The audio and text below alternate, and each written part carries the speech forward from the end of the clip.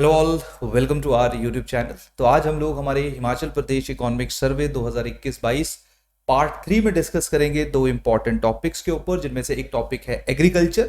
और एग्रीकल्चर की स्पेसिफिकली अगर मैं बात करूंगा तो हमारे एग्जाम के लिए बहुत ज़्यादा इंपॉर्टेंट है। मेंस के काफ़ी टॉपिक्स इस स्पेसिफिक चैप्टर से कवर किए जाते हैं और पिछले कुछ सालों में हमने डायरेक्टली यहाँ से स्कीम्स ओरिएंटेड सवाल भी देखे हैं। यानी कि हिमाचल प्रदेश सरकार के द्वारा एग्रीकल्चरल डेवलपमेंट के लिए कौन कौन सी प्रोग्राम्स, कौन कौन से पॉलिसीज लॉन्च की गई हैं, इनके बारे में आप सब लोगों को पता होना चाहिए। तो वही आज हम देखेंगे। और उसके साथ साथ एग्रीकल्चर की क्या स्थिति है, लैंड होल्डिंग क्या है, रेनफॉल का क्या स्टेटस है, इन इंपॉर्टेंट एस्पेक्ट्स के बारे में भी डिस्कस किया जाएगा। और साथ में एक छोटा सा हमारा टॉपिक रहेगा जो चैप्टर 6 ऑफ इकोनॉमिक सर्वे है, दैट इज इन्फ्लेशन। तो हम लोग इन्फ्लेशन को भी अंडरस्टैंड करने की कोशिश करेंगे कि जो महंगाई है उसकी हिमाचल प्रदेश के अंदर क्या स्थिति है और इन्फ्लेशन से लड़ने के लिए हिमाचल प्रदेश गवर्नमेंट के द्वारा कौन कौन से कदम उठाए गए हैं। तो आज हमारा पार्ट 3 है इकोनॉमिक सर्वे का। इससे पहले जो पार्ट 1 एंड पार्ट 2 है वो आप लोग नीचे डिस्क्रिप्शन में उनके लिंक्स देख सकते हो, या हमारा जो यूट्यूब चैनल है सिविल स्टाफ हिमाचल, वहां पे भी आप लोगों को वो वीडियो देखने को मिलेंगे।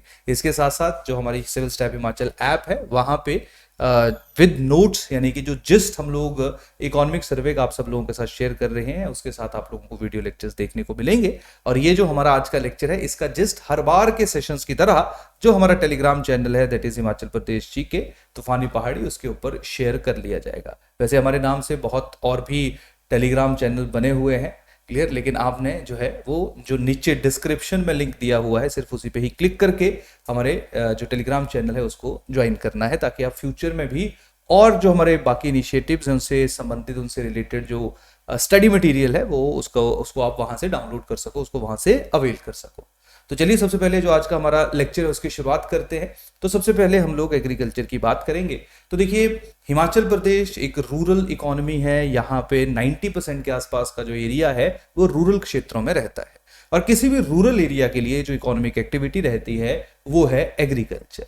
तो एग्रीकल्चर का हिमाचल प्रदेश के लिए बहुत ज्यादा महत्व है, बहुत ज्यादा इंपॉर्टेंस है। But at the same time हम लोगों को यह भी पता है कि हिमाचल प्रदेश की ज्योग्राफी जिस तरह की है, तो यहाँ पे बहुत ज्यादा फर्टाइल लैंड हम लोगों को देखने को नहीं मिलती है जैसे हमें बाकी क्षेत्रों में यानी कि पंजाब और हरियाणा में देखने को मिलती है। तो यहाँ पे एग्रीकल्चर करना वैसे भी बहुत ज्यादा चैलेंजिंग है, और अभी भी स्पेसिफिक टाइम पे मैक्सिमम लोग जो है वो अपने एम्प्लॉयमेंट के लिए एग्रीकल्चर के ऊपर डिपेंडेंट है। तो यही कारण है एग्रीकल्चर को स्पेशल इंपॉर्टेंस, स्पेशल तवज्जो देने की आवश्यकता है। और हिमाचल प्रदेश सरकार के द्वारा, हिमाचल प्रदेश गवर्नमेंट के द्वारा एग्रीकल्चर और एग्रीकल्चर के जो सब सेक्टर्स हैं, क्लियर, जैसे सब लोगों को ऐसा लगता है कि एग्रीकल्चर का मतलब सिर्फ क्रॉप्स है, लेकिन एक जो हमारा सेंसस रहता है वहां पे एग्रीकल्चर को 1981 सेंसस जब आया था वहां पे डिफाइन किया गया था। तो जो भी आप लोगों का फॉरेस्ट्री है,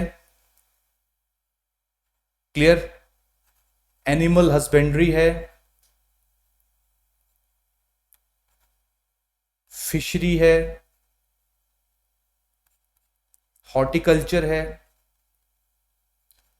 ये सारे के सारे जो है वो आप लोगों के एग्रीकल्चर की ही सब फील्ड्स होती है, इनको एग्रीकल्चर की डेफिनेशन के अंदर ही इंक्लूड किया जाता है। तो यही कारण है आज जब हम लोग एग्रीकल्चर के बारे में डिस्कस करेंगे तो वहां पे क्रॉप पैटर्न के साथ साथ, क्रॉप्स पैटर्न के साथ साथ हम लोग ये भी देखेंगे कि हिमाचल प्रदेश का जो फॉरेस्ट कवर है उसका क्या स्टेटस है, और सरकार के द्वारा, गवर्नमेंट के द्वारा इस फॉरेस्ट कवर को रीस्टोर करने के लिए या प्रोटेक्ट करने के लिए क्या क्या कदम उठाए जा रहे हैं। सिमिलरली हम लोग यहाँ पे एनिमल सेंसस देखेंगे, लाइव स्टॉक सेंसस देखेंगे कि कितने जानवर हमें यहाँ पे देखने को मिलते हैं, उनका क्या महत्वता है, उनका क्या इंपॉर्टेंस है। और उसके साथ साथ अगेन गवर्नमेंट ने जो एनिमल हस्बेंड्री से रिलेटेड इश्यूज हैं, चैलेंजेस हैं, उनको एड्रेस करने के लिए क्या क्या कदम उठाए हैं। उसके साथ साथ फिशरी के ऊपर भी आजकल हिमाचल में बहुत ज्यादा इंपॉर्टेंस, बहुत तवज्जो दी जा रही है। और हॉर्टिकल्चर जो है वो हमेशा से ही हिमाचल प्रदेश के लिए काफी फेवरेबल रहा है। और हिमाचल प्रदेश जहां पे जो लैंड है, नो डाउट एरिया वाइज तो बहुत बड़ी है, लेकिन जो फर्टाइल लैंड है, क्लियर, जो उपजाऊ मिट्टी है जहां पे आप अलग अलग तरह की खेती कर सकते हो, वो एरिया बहुत ज्यादा बड़ा नहीं है।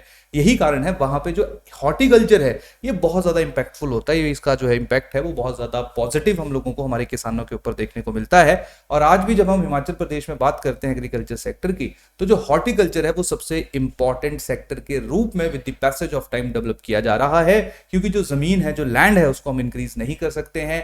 Population with the passage of time decrease हो रही है और population with the passage of time increase हो रही है, और पॉपुलेशन अगर इंक्रीज होगी तो ऑब्वियस सी बात है जो लैंड अवेलेबिलिटी है वो कम होती जाएगी, और जितनी कम जमीन एक इंसान के पास रहेगी उतना ही कम प्रोड्यूस उसको देखने को मिलेगा। तो बेटर यही है कि एग्रीकल्चर की एक ऐसी टेक्निक को यूज किया जाए जहां पे प्रोड्यूस भी ज्यादा हो और उसके साथ साथ उसको मॉनेटरी बेनिफिट भी ज्यादा देखने को मिले। तो यही कारण है आजकल हॉर्टिकल्चर जो है या फ्लोरिकल्चर जो है इनके ऊपर ज्यादा फोकस सरकार के द्वारा किया जा रहा है। तो आज का जो हमारा लेक्चर रहेगा उसमें आप लोग यही देखोगे। क्लियर, ये बड़ा जरूरी रहता है कि जब भी हम इकोनॉमिक सर्वे में किसी भी स्पेसिफिक चैप्टर को पढ़ने की कोशिश करते हैं तो हमें पता होना चाहिए कि चैप्टर क्यों लिखा गया है और इसका सोल क्या है। क्लियर, ताकि हम जैसे जैसे आगे बढ़े तो हमें ऐसा ना लगे कि ये सिर्फ फैक्ट्स हैं, सिर्फ इन्फॉर्मेशन दी गई है, वहां पे हम लोग चीजों को एनालाइज कर सके और ये भी देख सकें या अप्रिशिएट कर सकें जो हमारी सरकार के द्वारा या हमारे एडमिनिस्ट्रेशन या हमारे लोगों के द्वारा या लोगों के लिए उठाए गए कदम है, उनका क्या स्टेटस है। तो इकोनॉमिक सर्वे की महत्वता, इकोनॉमिक सर्वे की इंपॉर्टेंस इसलिए हम लोगों को काफी ज्यादा देखने को मिलती है। तो इसके साथ साथ जो एग्रीकल्चर में इन इंपॉर्टेंट पहलुओं के ऊपर तो डिस्कशन होगी, जो अलग अलग सेक्टर्स हैं, क्लियर, इनके ऊपर तो डिस्कशन जो है वो की जाएगी। इसके साथ साथ सबसे पहले तो हम लोग ये देखेंगे, तो चलिए सब सेक्टर्स ऑफ एग्रीकल्चर हो गए, इससे पहले हम लोग ये देखेंगे कि जो एग्रीकल्चर है, जैसे मैंने आपको बताया, अब देखो यार, एग्रीकल्चर के लिए सबसे ज्यादा इंपॉर्टेंट रहती है लैंड, ठीक है, और कौन सी होनी चाहिए, आपकी फर्टाइल लैंड होनी चाहिए। जितनी ज्यादा उपजाऊ मिट्टी होगी, क्लियर, उतना ही ज्यादा बेटर एग्रीकल्चर होने के चांसेस रहेंगे। दूसरा, एग्रीकल्चर के लिए जो क्लाइमेट है ये बहुत इंपॉर्टेंट रोल अदा करता है। जैसे शायद आप लोगों को पता होगा, नहीं पता है तो सुन लो, जैसे ही मैं 4000 मीटर से ऊपर जाऊंगा वैसे वैसे वेजिटेशन नहीं हो पाएगी। तो वेजिटेशन ही नहीं है तो एग्रीकल्चर होने का सवाल ही पैदा नहीं होता है। तो यही कारण है कि क्लाइमेट जो है वो आप लोगों को काफी फेवरेबल जो है वो चाहिए, और हिमाचल प्रदेश जो हमारा एरिया है वहां पे हम लोगों को मैक्सिमम जगहों के ऊपर जो है वो टेम्परेट क्लाइमेट यानी कि ठंडा क्लाइमेट देखने को मिलता है। और जिस तरह से क्रॉप्स हमारे बाकी एरियाज में जहां पे ट्रॉपिकल क्लाइमेट है, यहां पे मैं इंडिया की बात कर रहा हूं यानी कि गर्म क्लाइमेट है, वहां पे आप लोगों को जो क्रॉप्स देखने को मिलती हैं वो डिफरेंट है। हिमाचल प्रदेश में भी आप वो क्रॉप्स देखते हो, जैसे मैं बात करूंगा गेहूं की बात करूंगा, व्हीट की बात करूंगा, राइस की बात करूंगा, मक्की की बात करूंगा, ये हम लोगों को हिमाचल में भी देखने को मिलती हैं। लेकिन अगर आप इन क्रॉप्स को कंपेयर करोगे नियर बाई स्टेट्स के साथ, जैसे पंजाब के साथ करोगे, हरियाणा के साथ करोगे, तो हिमाचल का कोई भी स्पेसिफिक क्रॉप्स में बड़ा ज्यादा मैच नहीं है। यही कारण है कि हम लोग किसके ऊपर ज्यादा पुश कर रहे हैं, किसके ऊपर फोकस कर रहे हैं, हम लोग हॉर्टिकल्चर के ऊपर ज्यादा फोकस कर रहे हैं।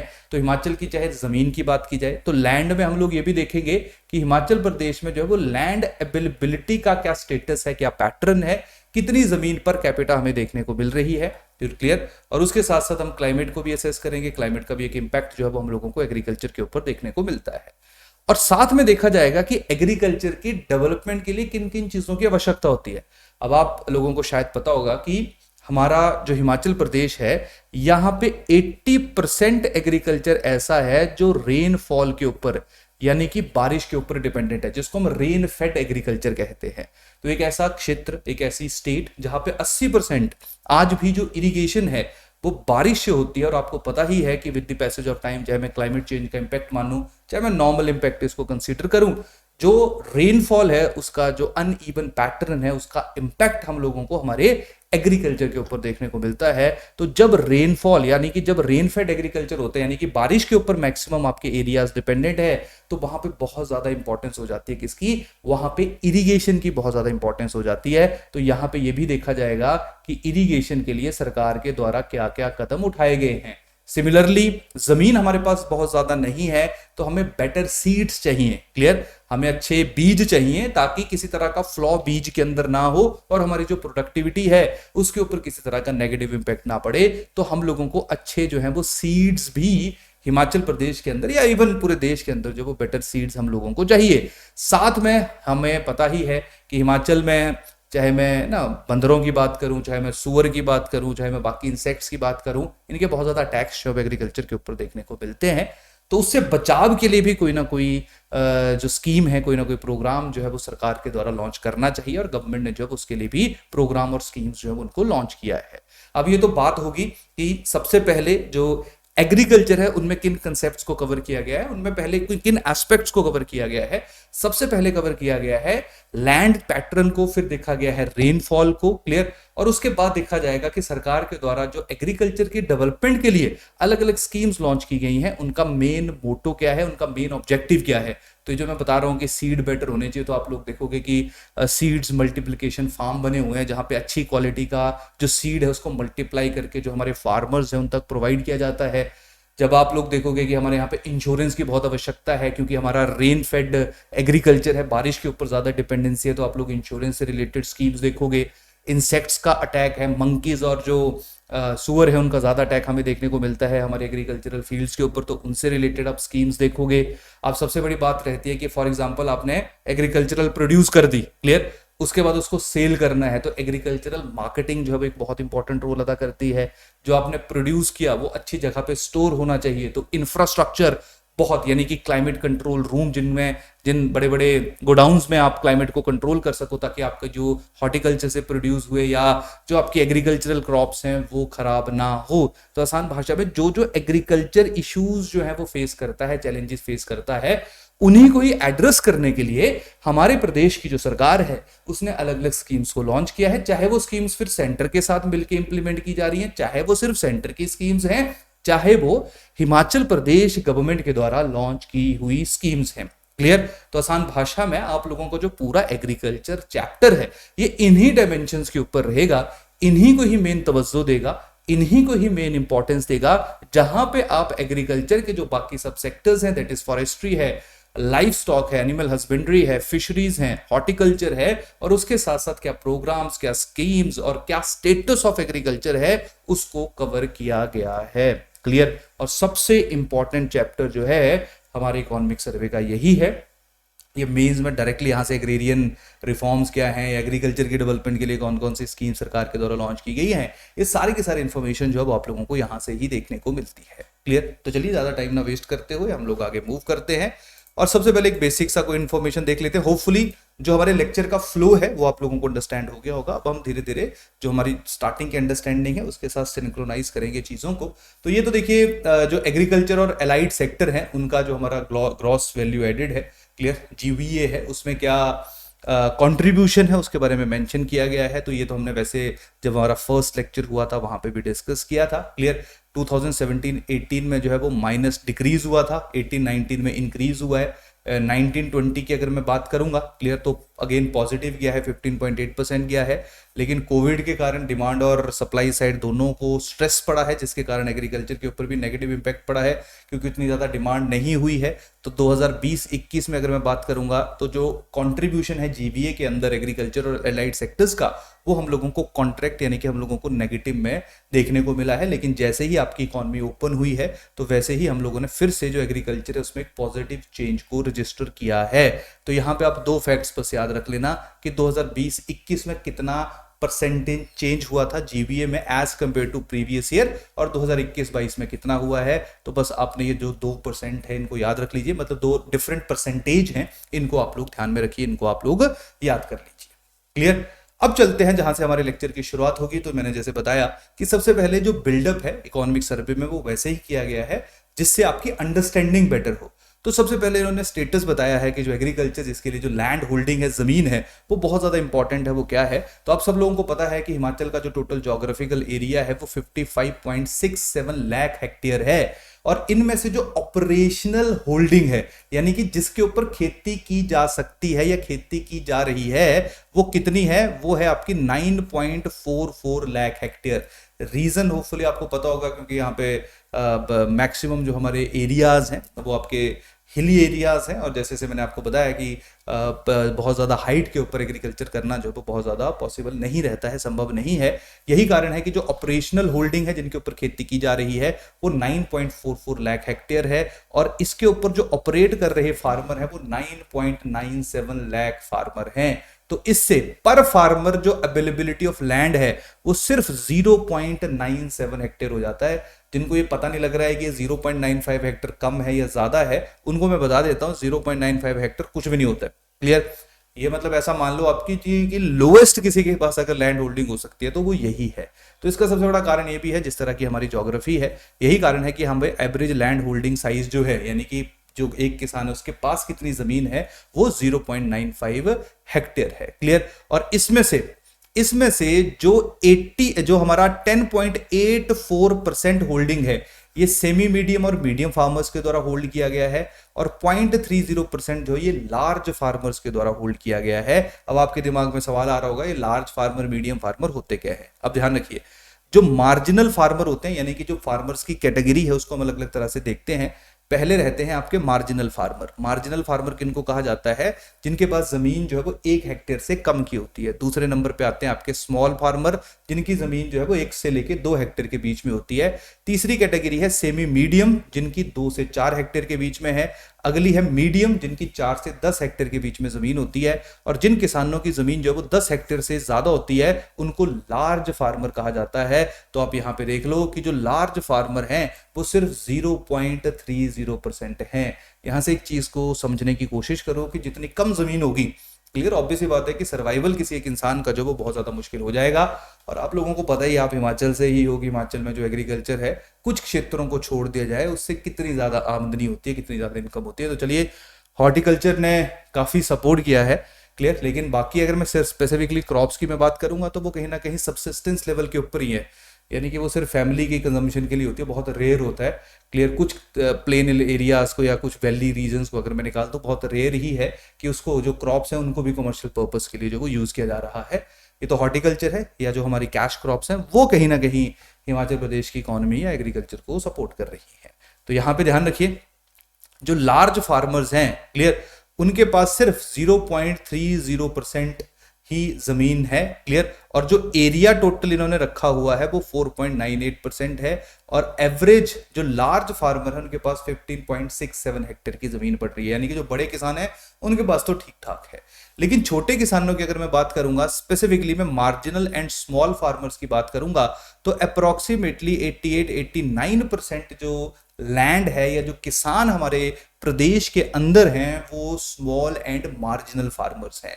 और स्मॉल एंड मार्जिनल फार्मर्स जो है उनकी स्थिति बहुत ज्यादा बेटर नहीं है। वो एग्रीकल्चर के ऊपर ही अगर अपनी डिपेंडेंसी रखेंगे तो बहुत ज्यादा अच्छे तरीके से उनकी जो लिविंग स्टैंडर्ड है या जो उनकी जिंदगी है, जीवन यापन है, वो नहीं हो पाएगा। यही कारण है, आप लोग देखते भी हो कि लोगों में, जो गाँव में सिर्फ लोग खेती ही करते हैं, खेती के साथ भी वो कुछ ना कुछ कर रहे होते हैं। उनके जो परिवार के 2-3 लोग वो खेती कर रहे होंगे, और बाकी लोग जो है वो बाकी दिहाड़ी मजदूरी में या बाकी किसी कामों में जो है वो व्यस्त रहेंगे या वहां पे काम करते रहेंगे, क्योंकि सिर्फ खेती से, एग्रीकल्चर से जीवन यापन करना बहुत मुश्किल है, specially small and marginal farmers की अगर मैं बात करूंगा तो। क्लियर। तो यहां पे देख लो, जो हमारे 88 या 89% के आसपास स्मॉल एंड मार्जिनल फार्मर्स हैं, उनके पास जो है वो मिला के सिर्फ 55-56% के आसपास ही जमीन है। क्लियर।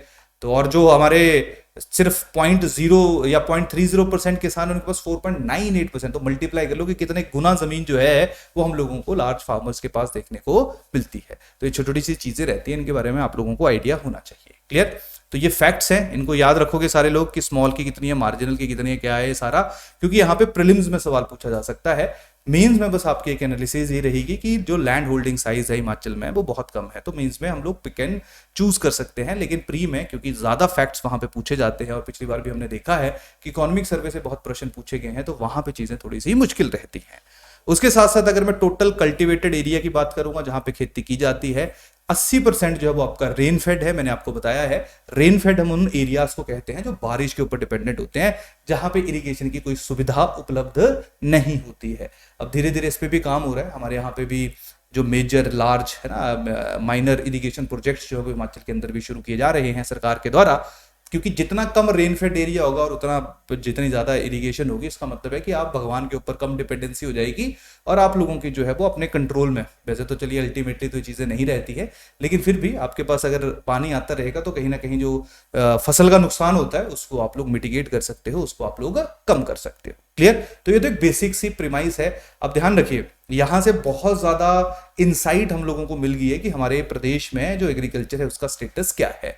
अब दूसरा चलते हैं, जैसे मैंने आपको बताया था land is the most important thing for agriculture, second is the water या जो भी हमारा क्लाइमेट होगा, और उसमें जो पानी है उसके बिना इरिगेशन या एग्रीकल्चर जिसके बिना एग्रीकल्चर नहीं हो सकता है।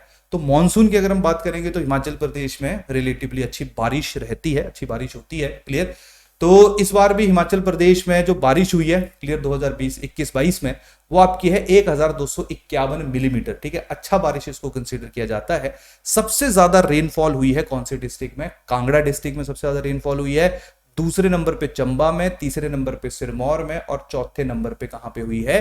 मंडी में हुई है। अगर ओवरऑल असेसमेंट की जाए कि अच्छा ये जो मॉनसून वाला हमारा जुलाई अगस्त वाला सीजन होता है, यहां पे अगर आपसे पूछा जाए कि मॉनसून जो है या बारिश जो है वो ज्यादा हुई है, क्योंकि इनका ना लेवल होता है, इनकी लेयर्स होती हैं कि लेवल 1 मतलब उनमें कैटेगराइजेशन होती है कि अगर अच्छा इतने से इतने परसेंट के बीच में वेरी करेगा तो एक्सेस होगा या डेफिशिएंट होगा, है ना, ये ज्यादा होगा, कम होगा, नॉर्मल होगा।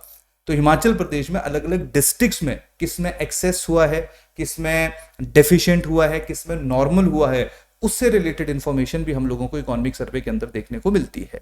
वैसे अगर ओवरऑल मैं कमेंट करूं कि हिमाचल प्रदेश के अंदर जो मॉनसून है वो कम हुआ है या ज्यादा हुआ है, तो इस बार जो है वो कम बारिश हुई है। क्लियर। जो 10% बिलो है फ्रॉम एनुअल नॉर्मल रेनफॉल, यानी कि जितनी बारिश नॉर्मली होती है उसका 10% कम है। चाहे आपको लगा हो कि बहुत ज्यादा बारिश हुई है, लेकिन ओवरऑल जब हम मॉनसून सीजन को एसेस करेंगे तो वहां पे आपको ओवरऑल 10% रेनफॉल जो है वो कम देखने को मिलेगा। लेकिन जैसा कि मैंने आपको बताया कि अब इकोनॉमिक सर्वे में डिस्ट्रिक्ट वाइज डाटा भी दिया हुआ है कि कुछ डिस्ट्रिक्ट ऐसी हैं जहां पे एक्सेस रेनफॉल हुआ है, यानी कि जितना नॉर्मली होता तो उससे ज्यादा हो गया, कईयों में नॉर्मल हुआ है, एक आधी जगह पे डेफिशिएंट भी हुआ है, और एक जगह पे जो वो स्कैंटी हुआ है, यानी कि जहां पे ऑलमोस्ट ना के बराबर ही रहा है। तो आप लोग ये भी देख सकते हो। तो सबसे पहली बात क्या है कि एक्सेस हुआ है कहां पे? कुल्लू में। क्लियर। एक्सेसिव रेनफॉल कहां पे हुआ है? कुल्लू में। तो सवाल पढ़ लेना कि वहां पे एक्सेसिव रेनफॉल पूछा है इस साल का या हाईएस्ट रेनफॉल पूछा है, तो दोनों के बीच में डिफरेंस है। बाकी जो हमारे डिस्ट्रिक्ट्स हैं, क्लियर, अब नॉर्मल तो चलो छोड़ो, डेफिशिएंट हुआ है चंबा में। क्लियर। और जो स्कैंटी है वो कहां पे हुआ है? लाहौल एंड स्पीति में, जहां पे बारिश बहुत ही ज्यादा कम हुई है। वैसे भी यहां पे बारिश बहुत ज्यादा नहीं होती है। क्लियर। बाकी जो बच गए देखिए, एक्सेस कुल्लू में हो गया, डेफिशिएंट चंबा में हो गया, स्कैंटी लाहौल एंड स्पीति में हो गया। बाकी जितने भी डिस्ट्रिक्ट्स आपकी बच गई, ऊना, सोलन, सिरमौर, शिमला, मंडी, किन्नौर, कांगड़ा, हमीरपुर, बिलासपुर, ये सारे के सारे जो डिस्ट्रिक्ट्स हैं यहाँ पे नॉर्मल रेनफॉल हम लोगों को देखने को मिला है। तो आसान भाषा में ये कंक्लूजन निकाल सकते हैं कि ठीक है, बारिश अच्छी हुई है तो एग्रीकल्चरल प्रोड्यूस अच्छे होने के चांसेस, संभावनाएं जो है वो होनी चाहिए। क्लियर। ये देखो, ये पूरा स्क्रीन के ऊपर जो आप लोगों को मॉनसून से रिलेटेड डाटा दिया गया है। जो मैंने आपको बताया ना कि नॉर्मल किसको कहा जाता है? नॉर्मल कहा जाता है जब -19% से लेके मतलब -19 टू +19% के बीच में अगर रेनफॉल फ्लक्चुएट करेगी, क्लियर, तो उसको हम कह देते हैं कि दैट इज नॉर्मल। अगर मान लो 20% से ज्यादा बारिश होगी, क्लियर, तो हम कहेंगे कि बारिश जो है एक्सेस होगी, यानी कि जितनी बारिश पहले हुई थी या जो एनुअल एवरेज है उससे 20% ज्यादा होगी, दैट इज एक्सेस। अगर 19% से नीचे नीचे रही और वो चाहे -19% तक चले जाए तो उसको हम नॉर्मल में ही कंसीडर करते हैं। डेफिशिएंट है जब -20% से -59% चली जाए और -60% से -99% चली जाए तो उसको हम स्कैंटी कहते हैं। तो जो कैटेगराइजेशन है उसके पीछे भी कोई ना कोई जो वो फॉर्मूला यूज किया जाता है या कोई ना कोई रीजन होता है उसका, तो वो इकोनॉमिक सर्वे में इसको बहुत क्लियरली डिफाइन किया गया है। अब पता नहीं आप लोगों को स्क्रीन के ऊपर कितना क्लियर दिख रहा होगा। तो जैसे मैं आपको एक जो है वो एग्जाम्पल दे देता हूँ, ठीक है, एक यहाँ पे जो है वो एक एग्जाम्पल दे देते हैं। जैसे देखिए, जो बिलासपुर है, बिलासपुर में 881 mm बारिश हुई। क्लियर। जो नॉर्मल है वो 874 है, तो बहुत ज्यादा फ्लक्चुएशन हमें देखने को नहीं मिली। यही कारण हमने कहा कि बिलासपुर में नॉर्मल रेनफॉल हुआ है। क्लियर। इसके साथ साथ जो है ये ऊपर वाला टेबल मानसून का है, नीचे वाला पोस्ट मानसून का है। हम ऊपर मानसून वाले को ही डिस्कस करेंगे, नीचे वाले करने की ज्यादा जो है वो आवश्यकता नहीं है। अब देखिए यहाँ पे आ जाओ, आप लाहौल स्पीति पे आ जाओ, है ना। लाहौल स्पीति में हमने कहा ना कि स्कैंटी हुआ है, तो लाहौल स्पीति में इस बार 123 mm बारिश हुई है। क्लियर। होनी कितनी चाहिए थी? नॉर्मल रेनफॉल यहाँ पे क्या कंसीडर किया जाता है? 395 mm। तो देखो यहाँ पे वेरिएशन, डेफिशिएंट कितना है? -69%। तो हमने देखा कि जहां पे -60 से -99% के बीच में होगा उसको हम स्कैंटी कहेंगे। आपको इतने फॉर्मूलों में जाने की आवश्यकता नहीं है, लेकिन फिर भी चलिए पता होना चाहिए इन चीजों के बारे में। क्लियर। यहां तक कहानी जो वो होपफुली आप सब लोगों को समझ आ रही होगी। ठीक है। अब देखो कुल्लू को देख लेते हैं। कुल्लू में हमने देखा था ना कि एक्सेसिव थी, तो कुल्लू में देखिए एक्चुअली 708 हुई, नॉर्मल क्या मानी जाती है? 504, और +40% की वेरिएशन, यानी कि 40% ज्यादा हुई है। तो देखो यहाँ पे एक्सेस किसको कहा जाएगा? जब 20% से 20% से ज्यादा बारिश होगी उसको जो है एक्सेसिव रेनफॉल कहा जाएगा। ये थोड़ा सा गहराई में हो गया, आपने बस इतना याद रखना एक्सेसिव कहाँ पे हो, डेफिशिएंट क्या कहाँ पे हो, दैट्स इट। और थोड़ा सा भी ध्यान रख लेना कि किसको एक्सेस कहा जाता है, कहाँ डेफिशिएंट है, कहाँ स्कैंटी है, कहाँ पे जो है वो एक्सेस है। क्लियर, यहाँ तक कहानी सबको समझ आ गया। अब नेक्स्ट हमारा जो अगला मूवमेंट है वो है फूड ग्रेन प्रोडक्शन में। तो हमने लैंड को देख लिया, हमने मॉनसून को देख लिया जो क्लाइमेट का एक बहुत बड़ा हिस्सा है, या वाटर की अवेलेबिलिटी को देख लिया क्योंकि रेन फेड हमारा एग्रीकल्चर है 80%। अब आप देख लीजिए कि टोटल फूड ग्रेन प्रोडक्शन कितनी हुई है। तो देखिए 2020-21 की अगर मैं बात करूंगा तो 15.28 लाख मीट्रिक टन की जो है वो टोटल फूड ग्रेन प्रोडक्शन जो हम कंज्यूम करते हैं, जिसमें राइस, मेज, रागी, मिलेट, व्हीट, बार्ले, ग्राम, पोटैटो, क्लियर, ये सारी की सारी जो प्रोडक्शन है उनको हम कंसीडर करेंगे यहाँ पे। क्लियर, तो टोटल जो फूड ग्रेन प्रोडक्शन है जो कंज्यूम की जाती है 15.28 लाख मीट्रिक टन की प्रोडक्शन हुई है। 2019-20 में 15.94 लाख मीट्रिक टन थी, यानी कि यहाँ पे हमें थोड़ा सा कम प्रोडक्शन जो है वो देखने को मिली है। प्रोडक्शन इन पोटैटो की अगर बात की जाएगा स्पेसिफिकली 2020-21 में 1.96 लाख मीट्रिक टन की प्रोडक्शन हुई है। 2019-20 में 1.97 लाख मीट्रिक टन थी, यानी कि अगेन थोड़ा सा कमी हमें देखने को मिल रहा है। देखिए यार कोविड का इम्पैक्ट जो है वो हर जगह जो है वो देखने को मिला है। क्लियर, कई जगहों पे जो है वो प्रॉपर टाइम पे, क्योंकि जब आप लोग प्रॉपर, जैसे हम ना यहाँ पे एक बार देख लेते हैं। क्लियर, जैसे देखो 2018-19 की अगर मैं बात करूंगा ना, मैं गेहूं की बात कर रहा हूं। क्लियर, ये वो वाला टाइम पीरियड है जहां पे गेहूं का जो है वो आपका नॉर्मली जब हम लोग हार्वेस्टिंग करते हैं ना मार्च अप्रैल के आसपास, ये वही वाला टाइम है जब कोविड जो था वो आपका काफी पीक पे था। तो देखिए 2020-21 में जो है वो 569.86 मीट्रिक टन जो है वो उसकी प्रोडक्शन हुई थी। क्लियर, सॉरी यहाँ पे 5.6 बोल सकता हूँ मैं इसको, डन। और यहाँ पे देखिए 627,000 मीट्रिक टन है, यहाँ पे 682 मीट्रिक टन है। तो आप लोग यहाँ पे ऑटोमेटिकली ऑब्जर्व कर लोगे कि गेहूं की जो प्रोडक्शन है वो आप लोगों को बहुत ज्यादा या कंपैरेटिवली थोड़ी सी कम देखने को मिल रही है। क्लियर, तो यही रीजन है, इसका इंपैक्ट जो आप लोगों को यहाँ पे भी देखने को मिलेगा। तो फूड ग्रेन में ये दो डाटा, पोटैटो की प्रोडक्शन क्या है। वेजिटेबल्स की अगर बात की जाएगी तो वेजिटेबल 2020-21 में 18.67 लाख मीट्रिक टन है, 2019-20 में 18.6 लाख मीट्रिक टन है। यहाँ पे आप लोगों को 21-22 में जो वो ज्यादा देखने को मिल रही है। अगर बात की जाएगा कि 2021-22 के लिए क्या टारगेट रखा गया है, तो टारगेट जो है वो रखा गया है ज्यादा है, that is 16.35 lakh metric ton. तो इतना जो है वो आपकी प्रोडक्शन होनी चाहिए। ये इंपॉर्टेंट डाटा है, इसको आप लोग ध्यान रखना। पूछ लेते हैं, ये भी पूछ सकते हैं कि कितनी फूड ग्रेन प्रोडक्शन हुई, ये पूछ सकते हैं। ईयर याद रखना, 20-21 की बात हो रही है, 19-20 की बात हो रही है। और जो 21-22 है इसके बारे में हमें क्योंकि नेक्स्ट ईयर पता चलेगा, तो इन्होंने टारगेट रखा है। अब अगले साल ही हम लोगों को पता चलेगा कि ये जो टारगेट है ये अचीव होता है या ये टारगेट जो है वो अचीव नहीं होता है। क्लियर, तो ये सारे का सारा डाटा यहाँ पे दिया हुआ है, इसको पढ़ लेना एक बार। ये देखिए ना, ये 1000 मीट्रिक टन में दिया हुआ है, यहाँ पे हम लोग जो है वो लाख मीट्रिक टन में पढ़ रहे थे, तो इसलिए थोड़ा सा डाटा में जो है वो आपको फ्लक्चुएशन देखने को मिलेगा। बस एक जीरो और लगा लेना या कम कर लेना, 2 जीरो। क्लियर, तो राइस है, मेज है, रागी, मिलेट, व्हीट, बार्ले, ग्राम, पल्स, पोटैटो, वेजिटेबल्स। तो बस इसको एक बार थोड़ा सा आप लोग नजर मार लीजिएगा। चांसेस बहुत कम है कि यहाँ से इतना ही फैक्ट पूछ लेंगे कि भाई गेहूं की कितनी होगी या किसकी कितनी होगी, लेकिन अगेन तैयार रहिए आप इस तरह के फैक्ट्स के लिए भी, क्योंकि हिमाचल प्रदेश में कुछ भी पूछा जा सकता है। अभी तक का ट्रेंड तो यही है। क्लियर, लेकिन आप लोगों को मैं यही कहूंगा, अगर यहाँ पे ज्यादा प्रॉब्लम है तो ये वाला जो टेबल है इसको याद कर लीजिए। डन, चलिए नेक्स्ट मूव करते हैं। क्लियर, इसके बाद नेक्स्ट हमारा है that is programs to boost agriculture. कि जैसा मैंने आपको बताया था कि हिमाचल प्रदेश के अंदर, जब इंट्रोडक्शन भी मैंने दी थी, कि हिमाचल प्रदेश के अंदर जो एग्रीकल्चर है उसके लिए वो बहुत ज्यादा चैलेंजेस फेस करता है, जिसमें से एक चैलेंज या सबसे जो बेसिक प्रॉब्लम है वो तो हमने देख ही ली कि यहाँ पे जो वाटर की एक्सेसिबिलिटी है, यानी कि इरिगेशन है, और उसके साथ साथ जो जमीन है वो बहुत ज्यादा फेवरेबल सिचुएशंस में नहीं है। तो यही कारण है हम लोगों को हर चीज पे बेटर काम करना पड़ेगा। तो देखिए जब भी किसी खेती की शुरुआत होती है, अब लैंड तो हो गई जैसी है वैसी है, जो सबसे इंपॉर्टेंट चीज होती है वो होती है सीड। क्लियर, जो आप बीज बोते हो वो बड़ा इंपॉर्टेंट रहता है। अगर वो अच्छा नहीं होगा, अगर वो प्रोडक्टिव नहीं होगा, तो ऑब्वियस बात है अल्टीमेटली प्रोडक्टिविटी के ऊपर जो है वो उसका हम लोगों को नेगेटिव इंपैक्ट देखने को मिलेगा।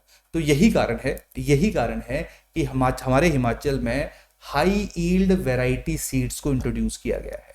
ये इसको थोड़ा सा अगर मैं बैकग्राउंड में लेके जाऊंगा तो वैसे तो ये 1966-67 से जो हाई ईल्ड वैरायटी सीड्स हैं या हाई ईल्ड वैरायटी प्रोग्राम्स हैं, इनकी शुरुआत नेशनल लेवल के ऊपर की गई है। ये वही प्रोग्राम है जिनको हम लोग ग्रीन रेवोल्यूशन, जो हमारे पंजाब, हरियाणा, यूपी वाले या वेस्टर्न यूपी इन क्षेत्रों में आया, उसके साथ रिलेट करते हैं। तो हिमाचल प्रदेश के अंदर भी जो है वो हाई यील्ड वैरायटी सीड्स जो प्रोवाइड किए जाते हैं, जिसके लिए या बेटर सीड्स को प्रोवाइड करने के लिए अलग अलग जगहों के ऊपर सीड मल्टीप्लिकेशन फार्म लगे हुए हैं, जो अच्छे सीड को मल्टीप्लाई करते हैं और किसानों तक जो है वो पहुंचाते हैं। जो रजिस्टर्ड फार्मर्स होते हैं उन तक पहुंचाया जाता है, ताकि घटिया अनाज, घटिया बीज जो है, घटिया सीड जो है वो हमारे फार्मर्स तक ना पहुंचे।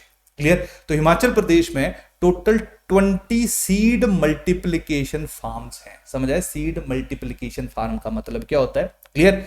इसके साथ साथ वेजिटेबल डेवलपमेंट्स, यानी कि अगेन अच्छे तरीके से या बेटर कैसे वेजिटेबल्स को उगाया जा सकता है, तो 3 वेजिटेबल स्टेशंस हैं, 12 पोटैटो डेवलपमेंट स्टेशंस हैं, और उसके साथ साथ 1 जिंजर डेवलपमेंट स्टेशन है, जो हम लोगों को हमारे प्रदेश के अंदर देखने को मिलता है। तो इन सबका ऑब्जेक्टिव यही है कि हाई क्वालिटी सीड जो है वो प्रोवाइड किया जाए हमारे किसानों को। क्लियर? तो पहला जो चीज है वो तो आप लोगों को पता होनी चाहिए।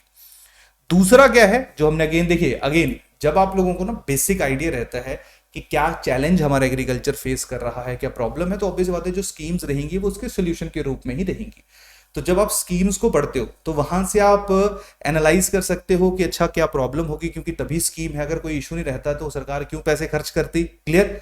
और अगर आप चैलेंजेस पढ़ रहे हो तो आपको पता लगना चाहिए कि अच्छा इसका कोई ना कोई सोल्यूशन होना चाहिए, तो उसको आप डायरेक्टली स्कीम या प्रोग्राम के साथ रिलेट कर सकते हो। तो नेक्स्ट आपका है that is plant protection program. तो जैसे अब सीड तो बनाया, अब सीड जो है वो ग्रो होना शुरू हो गया, लेकिन हम लोग देखते हैं कि जैसे थोड़ा सा बड़ा होता है तो वहां पे जो इंसेक्ट्स हैं, क्लियर, पेस्ट हैं या कोई और बीमारी है वो अनाज को लग जाती है। तो यार उसके लिए भी जो है वो कहीं ना कहीं प्रोटेक्शन होनी चाहिए, और उसके लिए जो वो प्रॉपर केमिकल्स का छिड़काव किया जाता है।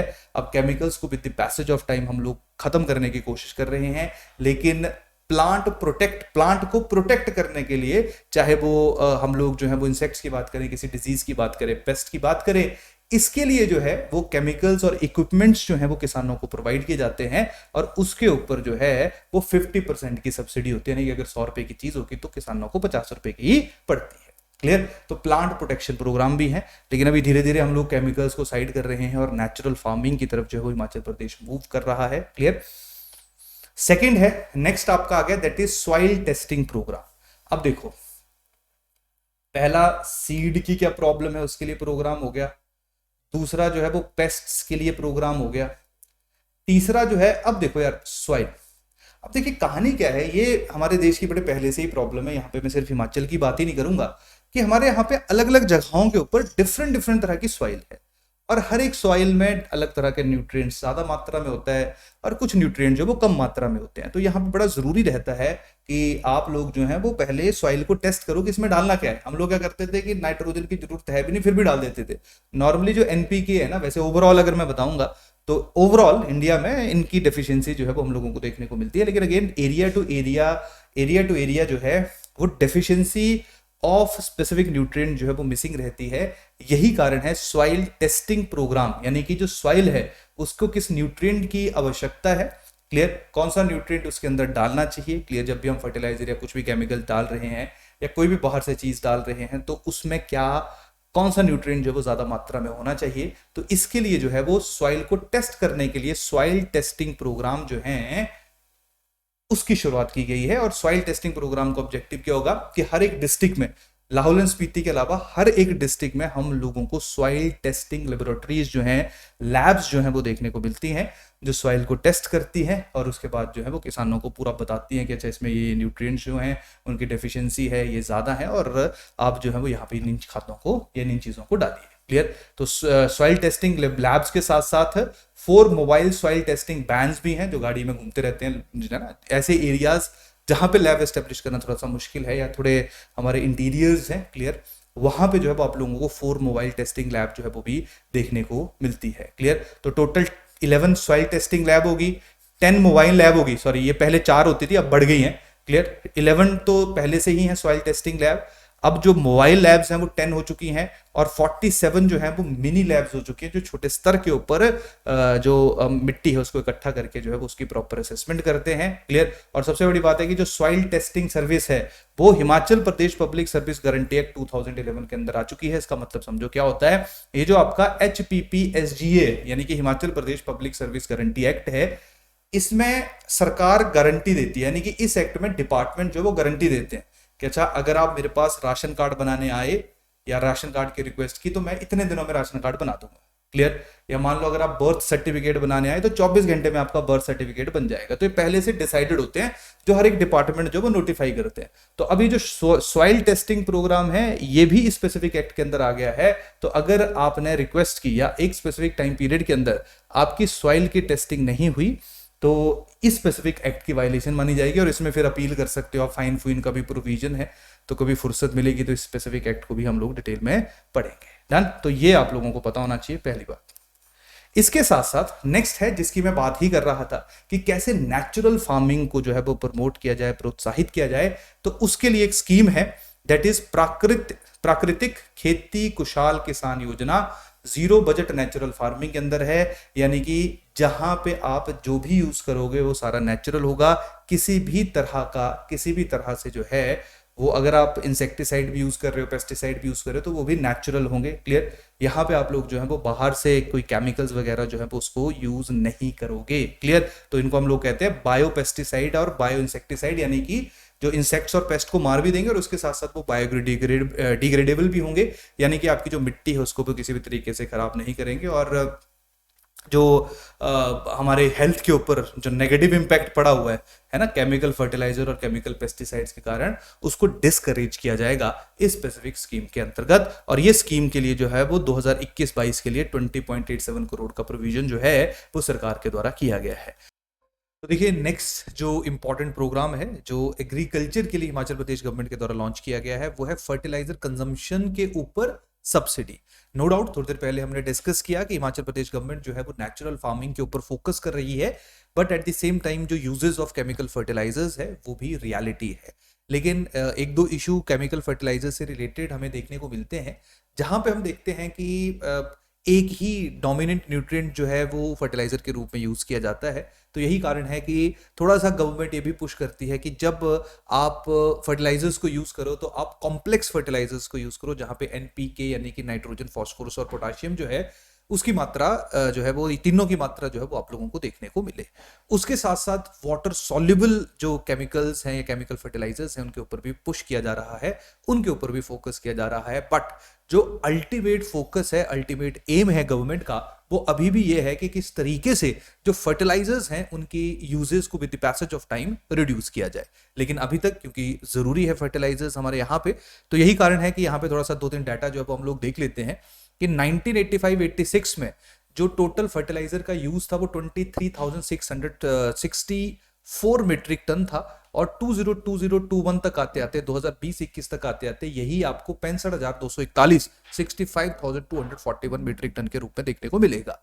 तो सरकार ने अभी टारगेट किया है कि 2021-22 तक जो फर्टिलाइजर्स हैं उनका जो कंजम्पशन है उसको 56,500 मीट्रिक टन तक रिस्ट्रिक्ट करना है, यानी कि सरकार फोकस कर रही है। तो ध्यान रखिए जो पूरी ओरिएंटेशन है गवर्नमेंट की वो हम लोगों को इन सिंक्रोनाइजेशन में देखने को मिल रही है। इसके साथ साथ कॉम्प्लेक्स फर्टिलाइजर्स के यूज के ऊपर 1000 पर मीट्रिक टन, यानी कि जितने मीट्रिक टन आप यूज करोगे आपको 1000 रुपए की सब्सिडी सरकार के द्वारा दी जाएगी। और अगर वाटर सॉल्युबल फर्टिलाइजर्स को यूज किया जाता है तो वहां पे 25% तक की सब्सिडी गवर्नमेंट के द्वारा प्रोवाइड की जाती है। लेकिन अगेन टारगेट क्या है कि हमने जो फर्टिलाइजर की, केमिकल फर्टिलाइजर्स की जो कंजम्पशन है उसको with the passage of time reduce करना है। तो अभी तक देखो सारी की सारी कहानी जो है वो हम लोग पढ़ रहे हैं, होपफुली आप लोगों को चीजें जो है वो समझ आ रही होंगी। क्लियर। तो अभी तक हम लोगों ने देख लिया कि किस तरीके से जो है वो बेटर सीड्स जो है वो प्रोवाइड करने हैं, कैसे सीड्स को प्रोटेक्शन देनी है। क्लियर। उसके साथ साथ हम लोगों ने देख लिया सारे का सारा कि किस तरीके से इंश्योरेंस प्रोवाइड किया जा रहा है, कैसे नेचुरल फार्मिंग की तरफ पुश किया जा रहा है। क्लियर। किस तरीके से जो है वो फर्टिलाइजर्स में भी सब्सिडाइज किया जा रहा है और फर्टिलाइजर की कंजम्पशन को रिड्यूस करने के प्लान किए गए हैं। और अब हम लोग देखेंगे जो सबसे इंपॉर्टेंट चीज है एग्रीकल्चर में, that is marketing. Clear, marketing is the most important thing, क्योंकि हिमाचल प्रदेश जैसा हमारा एरिया है तो वहां पे सबसे पहली बात तो ये है कि किसानों को उतनी अवेयरनेस होनी चाहिए कि भाई हमने खेती जो है वो किस तरीके से करनी है, कैसे बेस्ट प्रैक्टिसेस को अपने एग्रीकल्चरल प्रैक्टिसेस जो एग्रीकल्चर है उसके अंदर इंड्यूस करना है। उसके साथ साथ जैसे आपको पता ही है कि हिमाचल में काफी दुर्गम क्षेत्र है, तो वहां पे कैसे सामान को एक जगह के ऊपर पहुंचाया जाए, कैसे किसानों को अवेयर किया जाए, कैसे किसानों के सामान को बेचा जाए, ये सारे के सारी फैसिलिटीज के लिए हिमाचल प्रदेश गवर्नमेंट ने एक एक्ट पास किया था, that is Himachal Pradesh agriculture horticulture produce marketing act 2005। Clear, तो ये सब लोगों को जो है वो पता होना चाहिए। इस एक्ट के अंतर्गत हिमाचल प्रदेश मार्केटिंग बोर्ड जो है उसकी स्थापना की गई है, जिसका मेन ऑब्जेक्टिव है कि किस तरीके से किसानों के जो इंटरेस्ट हैं उनको प्रोटेक्ट किया जाए।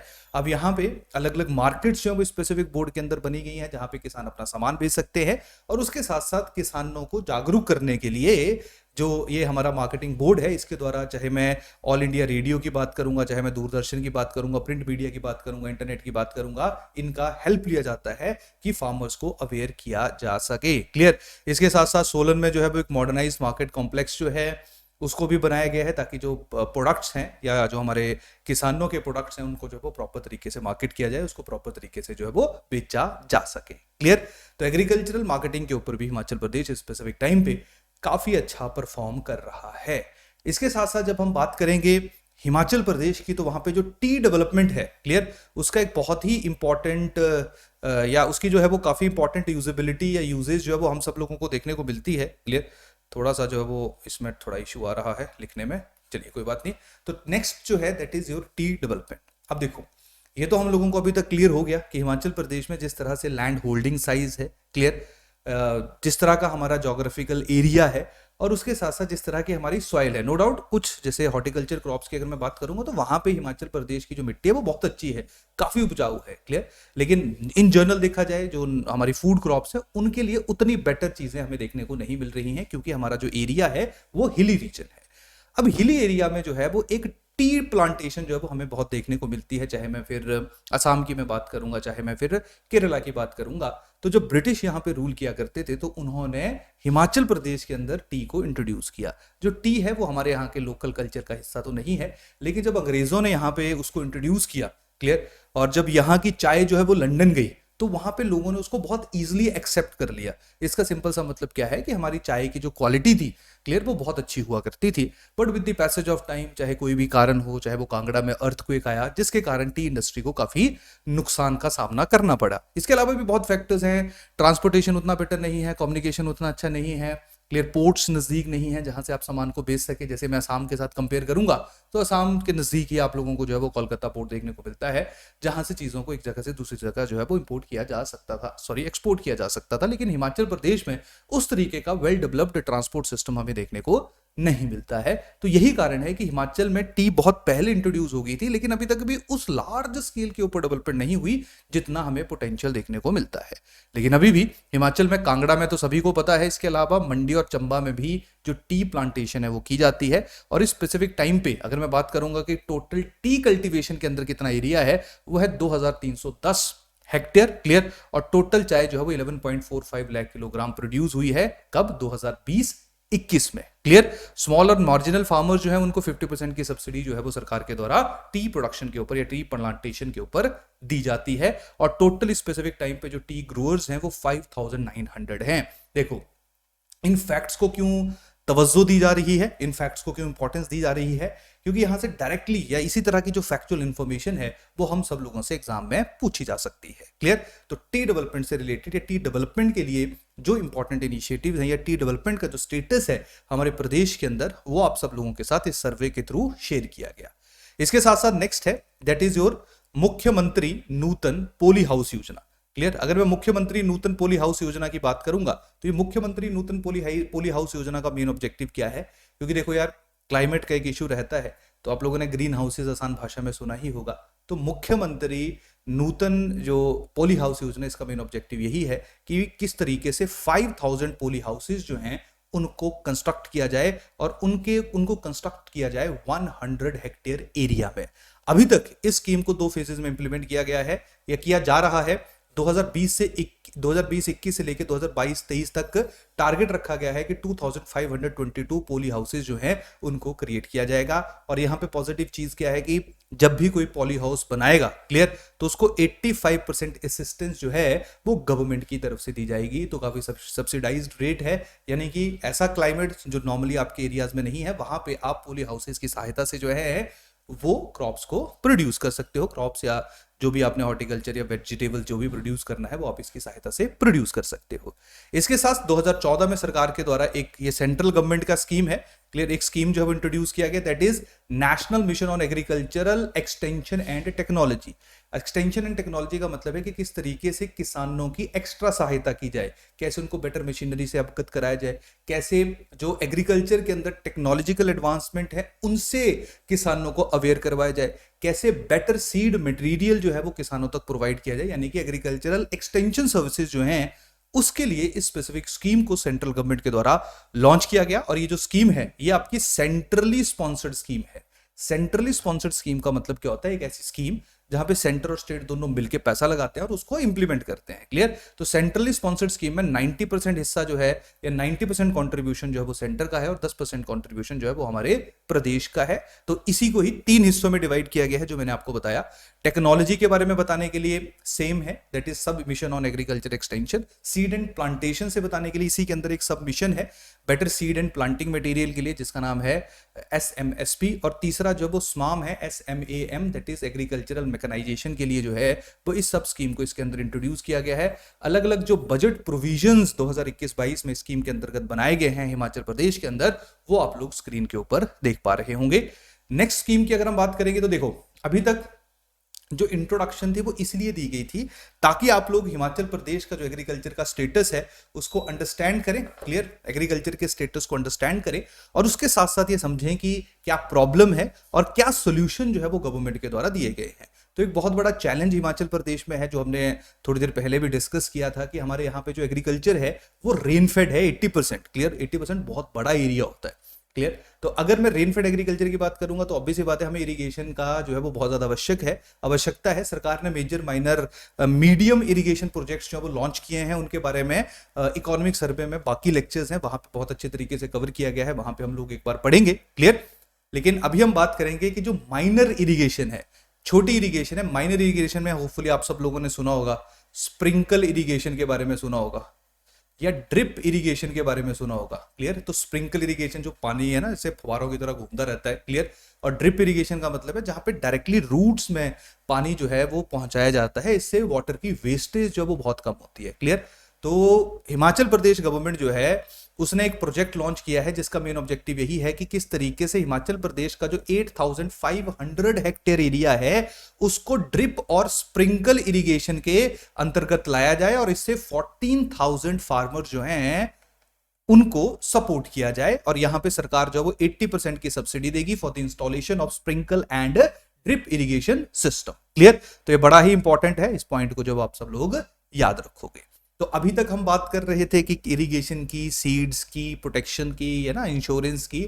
अब बात हम करेंगे कि जो हमारे पशु हैं, क्योंकि अगेन हिमाचल में जिस तरह से मिक्स्ड फार्मिंग परफॉर्म की जाती है, लैंड बहुत ज्यादा नहीं है, तो ऑब्वियस ही बात है हम लोगों को एग्रीकल्चर में भी हॉर्टिकल्चर के ऊपर जहां पे थोड़ी सी जमीन से ज्यादा प्रोड्यूस हो सके और उसके साथ साथ एनिमल हस्बेंड्री के ऊपर जो वो फोकस करना पड़ेगा। तो यही कारण है एनिमल्स को, जानवरों को अच्छा चारा मिले, इसके लिए सरकार के द्वारा जो है वो उत्तम चारा उत्पादन योजना जो है उसको लॉन्च किया गया है। तो उत्तम चारा उत्पादन योजना का मतलब क्या है? यहां पे सरकार ने टारगेट रखा है कि 42,000 हेक्टेयर की जो जमीन है, 42,000 हेक्टेयर की जो लैंड है, वहां पे क्वालिटी फॉडर प्रोडक्शन की जाएगी। फॉडर मतलब जो चारा होता है किसका? जानवरों का। तो यहां पे better fodder material, fodder seeds जो हैं वो किसानों को जो है वो दिए जाएंगे। और उसके साथ साथ वो किसान जो कि SC ST या BPL फैमिली को बिलोंग करते हैं, उनको जो चैफ कटर्स हैं, ठीक है, जो चैफ कटर्स हैं, चैफ कटर्स जो गोल गोल घूमते हैं, आपने देखे होंगे अपने गाँव में, लोहे के बने होती है, मशीनें होती हैं, क्लियर, जिससे हम लोग जो है वो जिससे हम लोग अपनी जो घास है उसको छोटे छोटे हिस्सों में ब्रेक करते हैं और अपने जानवरों को खिलाते हैं, क्लियर। तो इसके ऊपर भी सरकार के द्वारा जो वो सब्सिडी प्रोवाइड की जाएगी, क्लियर। तो स्टेट गवर्नमेंट जो है वो 50% की जो असिस्टेंस है वो पिट प्रिपरेशन के लिए दे रही है और उसके साथ साथ एजोला ग्रास जो है उसको भी स्टेट गवर्नमेंट के द्वारा प्रमोट किया जा रहा है एज ए फॉडर मटेरियल। तो सरकार ने 7.10 करोड़ रुपया जो है वो उत्तम चारा उत्पादन योजना के अंतर्गत 2021-22 के लिए सैंक्शन किया है। क्लियर। तो देखो अलग अलग हिस्सों पे टारगेट किया जा रहा है, अलग अलग हिस्सों पे टारगेट किया जा रहा है। नेक्स्ट है, अब देखो पेस्ट से कैसे बचना है, इंसेक्ट से कैसे बचना है, उसके लिए प्लांट प्रोटेक्शन स्कीम जरूर है। क्लियर। जो जानवर हैं, क्लियर, जानवरों से कैसे बचना है उसके लिए मुख्यमंत्री खेत संरक्षण योजना जो है उसकी फॉर्मेशन की गई थी। और क्लियर, मुख्यमंत्री खेत संरक्षण योजना जो है उसकी हिमाचल प्रदेश गवर्नमेंट के द्वारा शुरुआत की गई है। इसका मेन ऑब्जेक्टिव क्या है, देखो इसका मेन ऑब्जेक्टिव है फेंस प्रोवाइड करना, फेंसिंग करना। मतलब आप लेटर सपोज एक खेत है तो खेत के चारों तरफ जो है वो फेंसिंग होनी चाहिए। अब ये फेंसिंग कैसे हो सकती है, ये नॉर्मल तारें लग सकती हैं, क्लियर, नॉर्मल वायर्स के साथ जो है वो जो है वो आप फेंसिंग कर सकते हो, ताकि जो नॉर्मली हिमाचल में स्पेसिफिकली बंदर घुस जाते हैं खेतों के अंदर या फिर सूअर वगैरह घुस जाते हैं, उनको जो है वो किस तरीके से रोका जाए, उसके लिए मुख्यमंत्री खेत संरक्षण योजना बनाई गई है। तो आप फेंस कैसे भी कर सकते हो, नॉर्मली सिंपल वायर्ड फेंस हो सकते हैं, या आप चाहो तो इन वायर्ड फेंसेस के ऊपर थोड़ा सा करंट डाल के सोलर फेंस में भी इसको जो है वो कन्वर्ट कर सकते हो। तो फेंसिंग डिफरेंट डिफरेंट तरीके की है। अगर नॉर्मल फेंसिंग जो है वो आप लोग करोगे तो जो इंडिविजुअल जो आपका फार्मर होगा उसको 50% की सब्सिडी दी जाएगी। क्लियर। और जो बाव्ड चेन्स लगाएगा, क्लियर, जो इस तरीके की चेन्स लगाएगा उसको 50% की सब्सिडी दी जाएगी। और जो वुमेन चेन लिंक्स लगाएगा उसको जो है वो 70% तक की सब्सिडी जो है वो सरकार के द्वारा दी जाएगी। लेकिन अगर कोई किसान जो है वो सोलर फेंस का यूज करता है, जहां पे सोलर एनर्जी से जो है वो हीट जो इलेक्ट्रिसिटी है उसको प्रोड्यूस किया जाएगा, ताकि कोई भी जानवर जो अब आपके खेत के अंदर ना घुस सके, तो वहां पे इंडिविजुअल फार्मर को 80% और जो ग्रुप ऑफ फार्मर्स अगर रिक्वेस्ट करते हैं तो उनको 85% सब्सिडी जो है वो सरकार के द्वारा दी जाएगी। क्लियर। तो यहां तक जो है वो कहानी होपफुली समझ आ रही होगी। तो मुख्यमंत्री खेत संरक्षण योजना के अंतर्गत सरकार ने 40 करोड़ का पैसा जो है वो सैंक्शन किया हुआ है। तो यहां पे थोड़ी देर बाद आप देखोगे कि जो ऊपर से हेल्स गिरते हैं ना, उसके लिए भी अलग से स्कीम है। तो पेस्ट इंसेक्ट्स के लिए डिफरेंट है, जानवर जो डायरेक्टली बड़े जानवर घुस जाते हैं और फसलों को बर्बाद कर देते हैं उसके लिए डिफरेंट है। जो हेल्स गिरते हैं, ओलावृष्टि होती है, उसके लिए जो है वो डिफरेंट स्कीम है। और सिमिलरली जो खेतों में काम करने वाले मजदूर हैं या किसान हैं, उनके लिए मुख्यमंत्री किसान एवं खेतीहार मजदूर जीवन सुरक्षा योजना लॉन्च की गई है।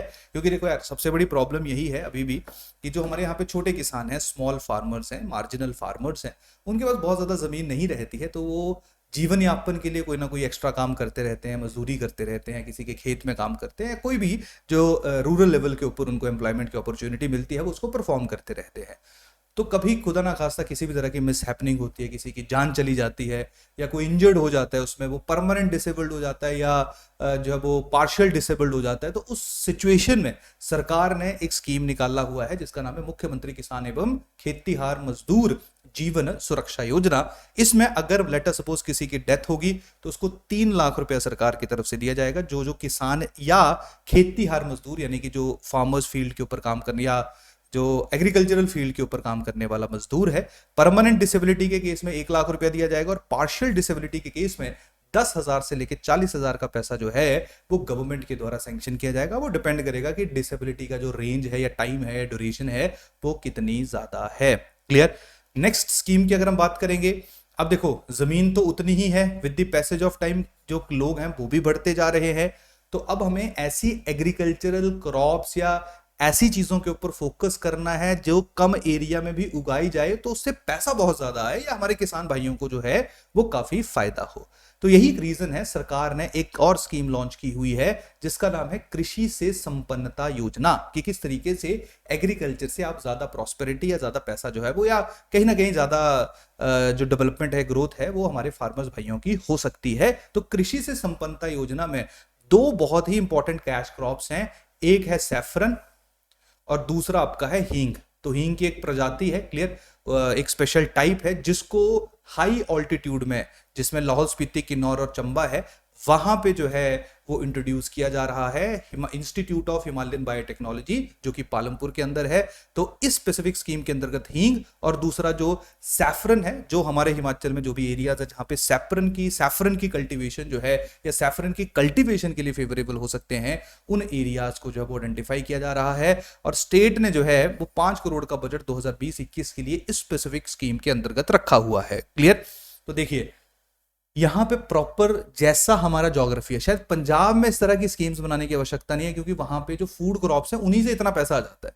लेकिन हमारे यहाँ पे जो है वो क्योंकि क्लाइमेट कहीं ना कहीं जो प्लांट्स हैं, क्लियर, जो हमारे हॉर्टिकल्चरल क्रॉप्स हैं उनके लिए ज्यादा सूटेबल है रेदर देन जो हमारी स्पेसिफिक फूड क्रॉप्स है। क्लियर? उनसे अगर मैं कंपेयर करूंगा क्योंकि उनके लिए बहुत बड़ा एरिया चाहिए होता है और उतना पैसा जो है वो नहीं आ पाता है। तो यही रीजन है कि इस तरीके से अलग अलग डाइवर्स स्कीम्स हम लोगों को हिमाचल प्रदेश के अंदर देखने को मिलती हैं। तो ये कृषि से संपन्नता योजना होपफुली आपको समझ आ गई होगी। नेक्स्ट है that is anti hail net है कृषि उत्पादन संरक्षण योजना। तो थोड़ी देर पहले मैंने बताया था आपको कि जो कृषि है या हमारी खेती है, प्रॉब्लम क्या है कि बहुत इशू है। किसान जो है जब सीड लगाता है उससे लेके जब तक वो काटता नहीं है, क्लियर, उसके बाद भी प्रॉब्लम रहती है कि जो कटाई हुई है या जो भी है ना उसने जो फसल है उसको अपने पास रखा हुआ है, इकट्ठा करके वेजिटेबल्स को रखा है या फ्रूट को रखा है, उसका कितना सेल हो पाएगा नहीं हो पाएगा, उसको कितना पैसा मिलेगा नहीं मिलेगा। तो किसानों की जो जिंदगी है वो जद्दोजहद में चलती रहती है। यही कारण है कि अलग अलग लेयर्स के लिए, अलग अलग स्टेप्स के लिए डिफरेंट स्कीम्स जो है वो सरकार के द्वारा बनाई गई है। तो जो ओलावृष्टि है वो बड़ी समस्या रहती है। क्लियर?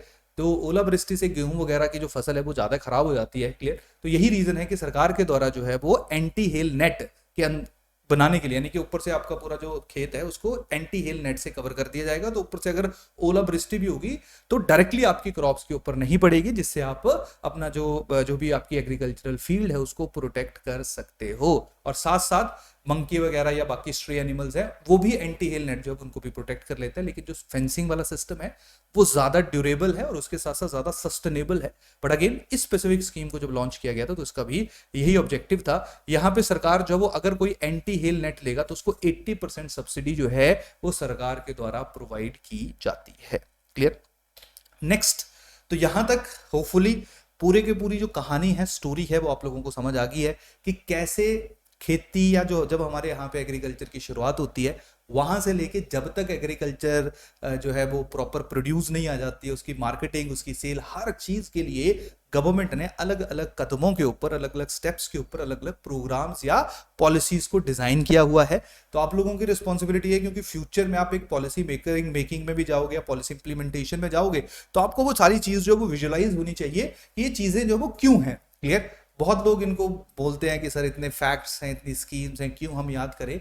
बट अगर फ्यूचर में आपने हमारा प्रदेश जहाँ पे मैक्सिमम लोग आपको एग्रीकल्चर के ऊपर डिपेंडेंट होते हुए देखने को मिलेंगे तो कहीं ना कहीं आप लोगों के दिमाग में जो है वो इस तरह के सॉल्यूशंस जो है वो जरूर होने चाहिए, एटलीस्ट जो सरकार कर रही है उससे आप रिलेट कर सको। यही जो है वो एक अवेयर सिटीजन की निशानी है। चलिए वापस आते हैं, अब हम बात करते हैं स्पेसिफिकली हॉर्टिकल्चर की, और हॉर्टिकल्चर में बात की जाएगी फ्रूट्स की। सबसे पहले तो हिमाचल प्रदेश, जैसा कि आप सब लोगों को पता ही है, जब भी फ्रूट का नाम लिया जाता है तो आप सब लोगों को सेब याद आता है। सेब क्यों ना याद आए, क्योंकि जितनी total fruit production Himachal Pradesh के अंदर होती है 49% एरिया जो है उसके ऊपर सेब की खेती की जाती है, और जितना वॉल्यूम फ्रूट का प्रोड्यूस होता है उस वॉल्यूम का 85% वॉल्यूम जो है वो सेब का ही है। तो सेब जो है, एप्पल जो है, वो हमारी सबसे इंपॉर्टेंट फ्रूट जो है वो प्रोडक्शन है। क्लियर?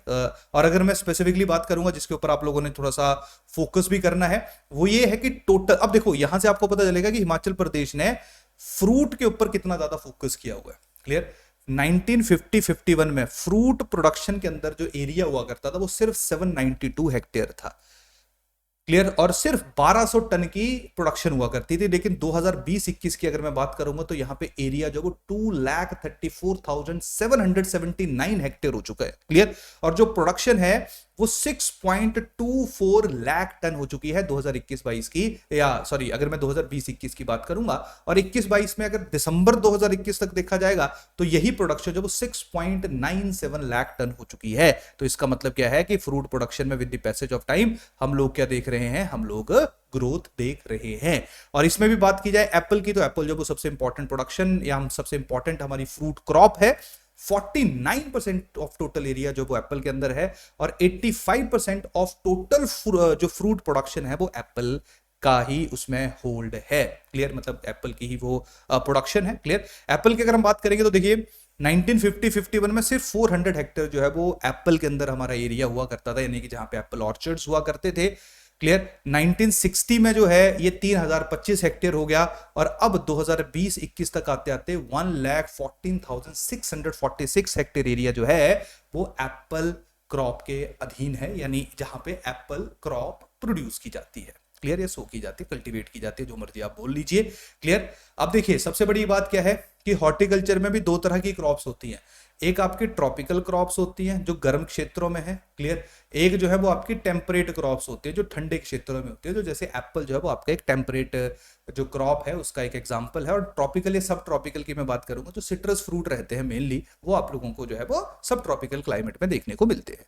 तो हिमाचल में अगर हम बात करेंगे तो हॉर्टिकल्चर में अदर देन फ्रूट्स, इसके अलावा जो नट्स हैं, ड्राई फ्रूट्स हैं, क्लियर, जो नॉर्मली फ्रूट को सुखा के बनाए जाते हैं, उनका भी जो कंट्रीब्यूशन है वो हम लोगों को with the passage of time increase होता हुआ देखने को मिलता है। सिट्रस फ्रूट की अगर बात की जाएगी तो सिट्रस फ्रूट जो है और 1960-61 में टोटल 1225 हेक्टेयर एरिया हुआ करता था। सब ट्रॉपिकल फ्रूट्स का 623 हेक्टेयर एरिया हुआ करता था, और 2020-21 तक आते आते सिट्रस फ्रूट का एरिया 25,654 हेक्टेयर हो गया, और 2020-21 तक आते आते जो हमारे सब ट्रॉपिकल है उनका 623 हेक्टेयर से एरिया इंक्रीज हो गया 56,580 हेक्टेयर हो गया। देखिए इतना फैक्ट तो नहीं याद रखना, लेकिन अगेन फिर भी आप इस पे थोड़ा सा नजर मारिएगा, क्योंकि देयर आर चांसेस कि आपसे प्रीलिम्स का पंगा रहता है। मेंस में तो आप लोगों को स्पेसिफिकली जो मेंस का सिलेबस है उसके साथ चीजों को मैप करना होता है, और एक दो लाइनें अगर आपको याद रह जाएं तो आप आर्गुमेंट के रूप में जो है वो उन लाइंस को यूज कर सकते हो। लेकिन जो प्रीलिम्स है वो काफी चैलेंजिंग है, क्योंकि वहां पे किसी भी तरह का फैक्ट जो है वो आप सब लोगों से पूछा जा सकता है, तो आप लोग थोड़ा सा इसके ऊपर फोकस करेंगे। क्लियर, तो ये सारी कहानी है, ये तो चलो हम लोगों ने वैसे भी डिस्कस कर ही ली। चलो नेक्स्ट चलते हैं, अब फ्रूट से हम मूव करते हैं फ्लावर कल्टीवेशन के ऊपर।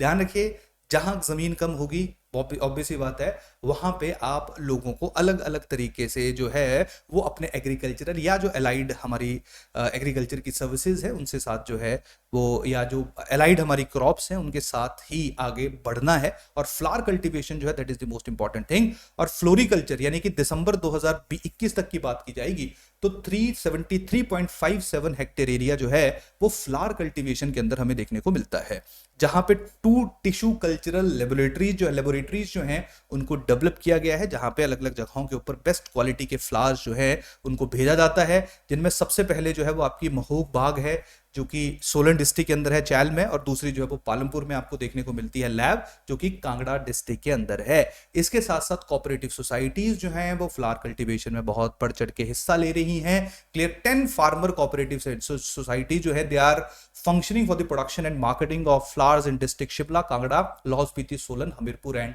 चंबा। क्लियर, इसके साथ साथ ये आपकी फ्लावर कल्टीवेशन की बात होगी।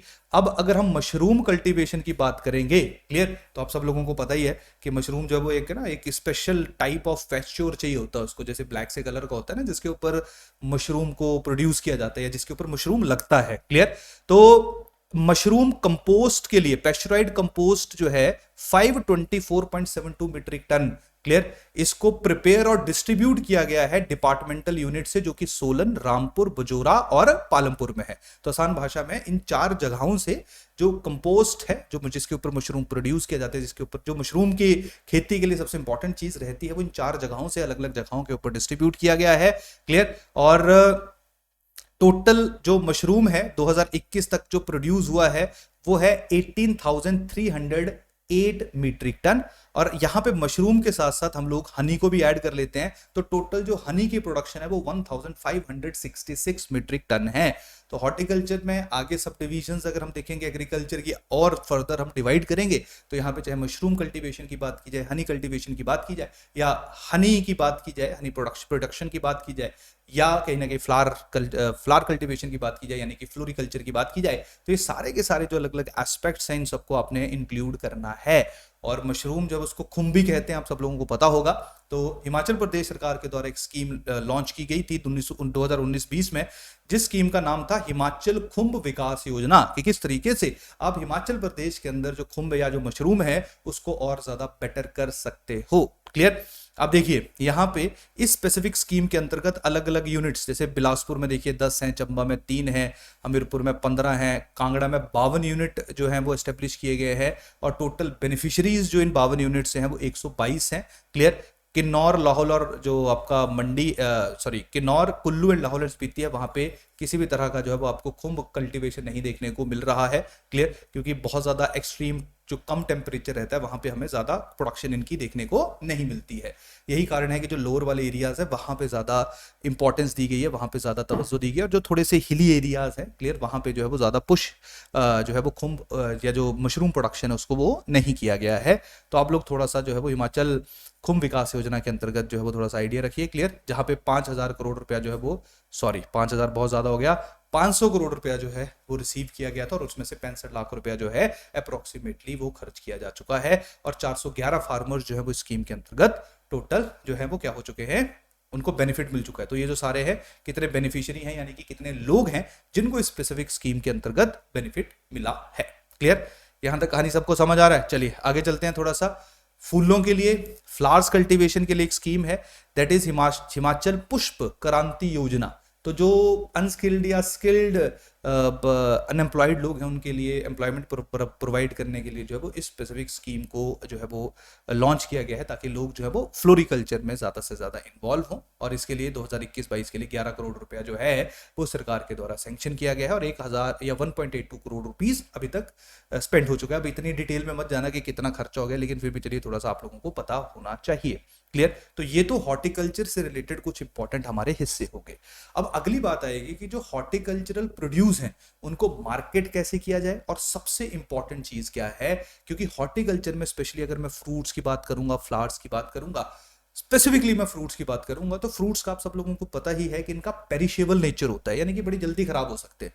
तो अगर बड़ी जल्दी खराब हो जाएंगे तो उनके लिए कहीं ना कहीं हमें बेटर सोल्यूशंस निकालने पड़ेंगे। सोल्यूशन क्या है कि अगर मैं फ्रूट का जूस निकाल दूंगा तो ज्यादा है ना, उसको कॉन्सेंट्रेट कर दूंगा तो शायद ज्यादा देर तक जो है वो सस्टेन कर सकता है, या मेरे को एक ऐसी स्टोरेज फैसिलिटी चाहिए जहां पे मैं उसको जो फ्रूट क्रॉप है उसको रखूं और वो ज्यादा टाइम तक सस्टेन कर जाए। तो ये जो सारी रिस्पॉन्सिबिलिटीज है मार्केटिंग से लेके प्रोसेसिंग एंड स्टोरेज, क्योंकि हिमाचल प्रदेश में वैसे कोई वेयर हाउस का कोई ज्यादा देखने को नहीं मिलता है, तो सारी स्टोरेज फैसिलिटीज जो हॉर्टिकल्चर से रिलेटेड हम लोगों को देखने को मिलती है, या जितने कंट्रोल्ड एटमॉस्फेयर स्टोर हमें देखने को मिलते हैं, यानी कि एक ऐसा एरिया जहां पे आप सामान को स्टोर करते हो और उसके टेम्परेचर को रेगुलेट कर सकते हो, उसकी रिस्पॉन्सिबिलिटी जो है वो Himachal Pradesh horticultural produce marketing and processing corporation limited यानी कि HPMC की है। और HPMC के द्वारा जो किया गया है वो आप लोग स्क्रीन पे देखो, जो आप लोगों ने ध्यान रखना है। आई होप जो कंसेप्ट है वो आप सब लोगों को समझ आ चुका है। क्लियर।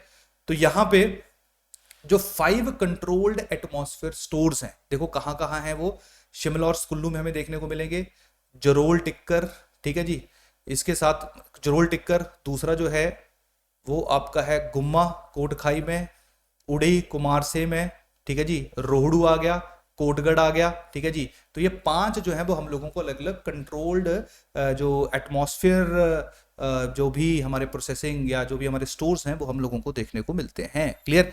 इसके साथ साथ ये तो कंट्रोल्ड एटमॉस्फेयर का आ गया। अभी ना धीरे धीरे प्लान किया जा रहा है कि किस तरीके से वर्ल्ड बैंक के द्वारा फंड किया जा रहा है कि कैसे इनकी जो एग्जिस्टिंग कैपेसिटी है उसको इंक्रीज किया जाए। अगर मैं बात करूंगा इन 5 कंट्रोल्ड एटमॉस्फेयर स्टोर्स की, तो टोटल जो इनकी कैपेसिटी है वो 2680 मीट्रिक टन है अभी, और अभी प्रपोज किया गया है कि 2022 तक आते आते इसको इंक्रीज किया जाएगा from 2680 metric ton to 6618 metric ton. Clear. Approximately 2.5 गुना के आसपास जो है, 2.5-3 गुना के आसपास जो है वो इसको बढ़ाया जाएगा। क्लियर। इसको इंक्रीज किया जाएगा। तो अभी और ज्यादा एक्सपेंशन हो रही है। क्लियर। और ज्यादा जो है क्लियर इसके ऊपर फोकस किया जा रहा है। इसके साथ साथ एप्पल जूस कॉन्सेंट्रेट प्लांट जो है वो हम लोगों को, कॉन्सेंट्रेट प्लांट क्या होता है जहां पे जूस से ना जो वाटर है मैक्सिमम निकाल लिया जाता है। क्लियर। तो जो एप्पल जूस कॉन्सेंट्रेट प्लांट है वो हम लोगों को परवाणु में देखने को मिलता है। वो हम लोगों को कहां पे देखने को मिलता है, वो हम लोगों को परवाणु में देखने को मिलता है। क्लियर। इसके साथ साथ फ्रूट प्रोसेसिंग प्लांट जो है वो जरोल सुंदरनगर में जो है वो बनाया जा रहा है। क्लियर। तो ये सारी की सारी जो बनाया जा क्या रहा है, बनाया जा चुका है। तो ये सारे के सारे जो फैक्चुअल इन्फॉर्मेशन है वो आप सब लोगों को यहाँ पे याद रखनी है, और उसके साथ साथ हो सकता है कि इस स्पेसिफिक कॉर्पोरेशन के ऊपर भी आप लोगों से प्रश्न या सवाल पूछे जाएं, तो ये फैक्ट अगर आप यूज करोगे तो आपका आंसर जो है वो काफी इंपैक्टफुल रहेगा। धीरे धीरे फ्लो हो रहा है सारा, क्योंकि जो मैंने इंट्रोडक्शन दिया था कि कैसे एग्रीकल्चर है, हॉर्टिकल्चर है, एनिमल्स हैं, ठीक है, फिशरी है, फॉरेस्ट है, उन सब के ऊपर जो है वो हम लोग आज के लेक्चर में डिस्कशन करेंगे। नेक्स्ट जो हमारा टॉपिक है वो हमारा है दैट इज एनिमल हस्बेंड्री। तो देखो यार, अगर एनिमल हस्बेंड्री की मैं बात करूंगा, लाइफ स्टॉक की अगर मैं बात करूंगा, तो खुद सोचो कि क्या फायदा है हमें। अगर मैं जानवर पाल रहा हूं तो सबसे बड़ा फायदा है दूध मिलेगा, वो तो सबसे इंपॉर्टेंट है। दूसरा फायदा है वूल मिलेगा। तीसरा फायदा है लाइफ स्टॉक से जो है वो हमें अंडे मिलेंगे। सबसे बड़ा फायदा है, ये कुछ लोगों के लिए नहीं है, मीट मिलेगा। क्लियर? तो ये 3-4 इंपॉर्टेंट फायदे जो है वो हमें लाइफ स्टॉक या जो एनिमल हस्बेंड्री है वहां से देखने को मिलते हैं। तो देखिए 2020-21 में 15.76 lakh ton of milk produce किया गया, 1482 टन ऑफ वूल प्रोड्यूस हुआ, 1111 मिलियन एग्स जो है वो प्रोड्यूस हुए, 4306 टन्स ऑफ मीट जो है वो प्रोड्यूस हुआ। और चांसेस है कि 21-22 में इन सब में जो है वो हम लोगों को सब्सटेंशियल इंक्रीज जो है वो देखने को मिलेगा। एक जगह नो डाउट कुछ एक्सेप्शंस है, जैसे एग्स जो है उनकी प्रोडक्शन उतनी ज्यादा देखने को नहीं मिलती है। क्लियर? तो सबसे पहला तो ये पॉइंट आ गया आपको कि जहां से पता होना चाहिए कि इंपॉर्टेंस क्या है लाइफ स्टॉक की, इंपॉर्टेंस क्या है एनिमल हस्बेंड्री की हमारे प्रदेश के अंदर। सेकेंड जो इंपॉर्टेंट चीज है वो ये है कि per capita availability of milk कितनी है। 2020-21 की मैं बात करूंगा तो उसके अकॉर्डिंगली हर एक इंसान को ऑन एन एवरेज आधा किलो से ज्यादा, स्पेसिफिकली 630 ग्राम दूध जो है वो मिल रहा है। और 2021-22 की अगर बात की जाएगी, जहां पे एस्टिमेटेड मिल्क प्रोडक्शन थोड़ी ज्यादा है पिछले साल के मुकाबले, यानी कि 16.54 है, तो वहां पे जो per capita availability of milk है वो इंक्रीज होके कितनी हो जाएगी, 660 ग्राम। क्लियर? यहां तक कहानी समझ आ रहा है सब लोगों को? चलिए नेक्स्ट देखते हैं कि अब देखिए ऑब्वियस ही बात है कि अभी हमने देख लिया कि अब ना यहाँ पे देखो कहानी समझो कि अब जो प्रोग्राम्स आएंगे, पॉलिसीज आएंगे, जो अभी हम एनिमल हस्बेंड्री या जो हमारा लाइफ स्टॉक है उसके ऊपर डिस्कस करेंगे, उन सारे प्रोग्राम्स का कोई ना कोई लॉजिक है। अभी वूल की बात हुई तो ऑब्वियस ही बात है अब हम यहाँ पे ऐसी वूल की प्रजातियों को लॉन्च करेंगे या इंट्रोड्यूस करेंगे जिनका वूल बेस्ट हो, चाहे वो रैबिट है, चाहे वो शीप है, चाहे वो कुछ भी है। क्लियर? सिमिलरली अगर मैं हॉर्स की बात करूंगा, याक की बात करूंगा, तो मैं बेस्ट ब्रीड को हिमाचल के अंदर इंट्रोड्यूस करूंगा। क्लियर? सिमिलरली अगर मैं पोल्ट्री की बात करूंगा तो मैं बेस्ट फॉर्म ऑफ पोल्ट्री जो है वो हिमाचल में इंट्रोड्यूस करूंगा, ताकि वो सस्टेनेबल हो और जो लोग पोल्ट्री फार्मिंग में इन्वॉल्व है उनको बहुत ज्यादा नुकसान का सामना ना करना पड़े। क्लियर? कहानी धीरे धीरे जो है वो होपफुली सब लोगों को समझ आ रहा होगा। जब मैं बात करूंगा कि मिल्क प्रोडक्शन की मैं बात करूंगा तो मैं कोशिश करूंगा कि ऐसी ब्रीड्स को इंट्रोड्यूस किया जाए, जैसे भैंसों की अगर मैं बात करूंगा तो जैसे मुर्रा जो है वो काफी ज्यादा मिल्क जो है वो देती है। क्लियर? तो कोशिश की जाएगी कि यहाँ पे बेटर जो ब्रीड ऑफ काउ है या बेटर ब्रीड ऑफ जो बफेलो है उसको इंट्रोड्यूस किया जाए, क्योंकि अगर हर चीज बेस्ट होगी तो ऑब्वियस बात है तो प्रोडक्टिविटी और आउटकम जो है वो आप लोगों को ज्यादा देखने को मिलेगी। तो यही कारण है कि हम लोग देखते हैं कि चाहे मैं जैसे शीप की स्पेसिफिकली बात करूंगा तो अलग अलग शीप ब्रीडिंग फार्म्स बनाए गए हैं। क्लियर? जहां पे जो बेस्ट फॉर्म ऑफ शीप हैं, जैसे मैं मेरिनो शीप की स्पेसिफिकली बात करूंगा या मैं रैम्बुलेट की बात करूंगा, अमेरिकन रैम्बुलेट की बात करूंगा। क्लियर? ये बेस्ट फॉर्म ऑफ शीप हमें देखने को मिलते हैं जिनका वूल और जिनका मीट दोनों जो है वो काफी ज्यादा मात्रा में होते हैं as compare to other sheep. तो यही कारण है कि अब हमें यहाँ पे शीप ब्रीडिंग फार्म जो है वो काफी देखने को मिलते हैं। इसके साथ साथ जो मेल शीप है जिसको रैम कहा जाता है वो भी जो है वो सरकार के द्वारा इंट्रोड्यूस किया गया है। तो सबसे पहले हम लोग शीप की बात कर लेते हैं। तो देखिए गवर्नमेंट के द्वारा शीप ब्रीडिंग फार्म्स कहां कहां खोले गए हैं। पहला जो है जोरी कहां पे है, शिमला। ताल जो है वो हमीरपुर और करचम जो है वो कहां पे है, किन्नौर में है। तो पहली चीज समझ आ गया। इसके साथ साथ एक रैम सेंटर जो है वो नगवाएं में है। नगवाएं जो है वो आपका डिस्ट्रिक्ट मंडी में है। ये मेल आपका शीप या मेल गोट को हम लोग रैम कहते हैं। क्लियर? क्योंकि शीप के लिए आप लोगों को जो वो मेल गोट की भी आवश्यकता पड़ेगी। इसके साथ साथ जो है इसके साथ साथ प्योर हॉगेट का मतलब होता है जो 1 साल से थोड़ा सा है ना के आसपास का जो बच्चा होता है शीप या उसको हम लोग जो है शीप या गोट का उसको जो है वो हम हॉगेट कहते हैं। इसके साथ साथ मेरिनो अमेरिकन रैम्बुलेट जो है उसमें या हिमाचल प्रदेश के अंदर जो है वो इनको ज्यादा से ज्यादा इंट्रोड्यूस किया जा रहा है। क्लियर? तो ये जो शीप ब्रीडिंग फार्म है पहले तो आपको इनके बारे में पता होना चाहिए। दोनों है, वूल का भी फायदा है और उसके साथ साथ जो मीट है उसका भी फायदा है। सेकंड जो है वो वूल के लिए जो सबसे इंपॉर्टेंट है दैट इज अंगोरा रैबिट, ये तुर्की के रैबिट्स हैं, अंकारा अंगोरा, क्लियर, ये वूल के लिए ज्यादा माने जाते हैं। तो अंगोरा रैबिट के जो फार्म्स हैं वो हम लोगों को कंदवाड़ी, कांगड़ा और नगवाएं मंडी में देखने को मिलते हैं। तो यहाँ पे जो रैबिट्स उनको आगे डिस्ट्रीब्यूट किया जाता है। सिमिलरली हॉर्स ब्रीडिंग फार्म है जो हम लोगों को लारी, लाहौल स्पीति में देखने को मिलता है। याक ब्रीडिंग फार्म है, ये भी हम लोगों को जो है वो लारी में ही देखने को मिलता है। तो ये अलग अलग जो ब्रीडिंग फार्म्स अलग अलग जगहों के ऊपर सिचुएटेड हैं, इनके बारे में भी आप सब लोगों को पता होना चाहिए, क्लियर। तो ये तो आ गया स्पेसिफिक इंफॉर्मेशन की कैसे वूल और जो मीट है, स्पेसिफिकली वूल है, उसके प्रोडक्शन को इंक्रीज करने के लिए अलग अलग तरह की जो शीप है उनको हिमाचल प्रदेश के अंदर उनकी ब्रीडिंग करवाई जा रही है, ताकि बेस्ट क्वालिटी ऑफ शीप जो है वो इंट्रोड्यूस हो हमारे सिस्टम के अंदर और बाद में उसका आउटपुट जब हम लोगों को काफी बेटर देखने को मिले, क्लियर। अब देखिए नेक्स्ट है कि अब अलग अलग स्कीम्स जो सरकार के द्वारा लॉन्च की गई। अब देखो यार, सिंपल सी बात है कि एनिमल्स या भैंस पालना मुश्किल भी होता है, नो डाउट उसके फायदे भी है। भैंस या गाय पालना थोड़ा मुश्किल भी रहता है कि स्पेशली जब है ना कि जब भैंस प्रेग्नेंट होगी तो उसको जो चारा देना है, क्लियर है, जो भी बाकी इंजेक्शन या जो भी डॉक्टर वगैरह का खर्चा रहेगा या कुछ खाने पीने का मटेरियल है, वो जिसके पास पैसा है वो तो दे देगा, लेकिन प्रॉब्लम रहती है जिसके पास पैसा नहीं है वो क्या करे।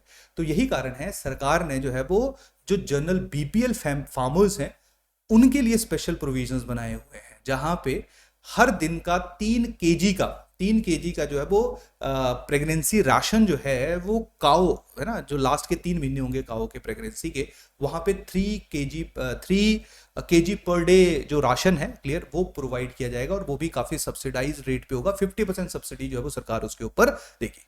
और इसका मेन ऑब्जेक्टिव यही है क्योंकि अगर गाय स्वस्थ रहेगी, बच्चा स्वस्थ होगा, गाय दूध अच्छा देगी तो ऑब्वियस बात है मिल्क प्रोडक्शन जो है वो हम लोगों को ज्यादा देखने को मिलेगी। तो पहली चीज ये होगी।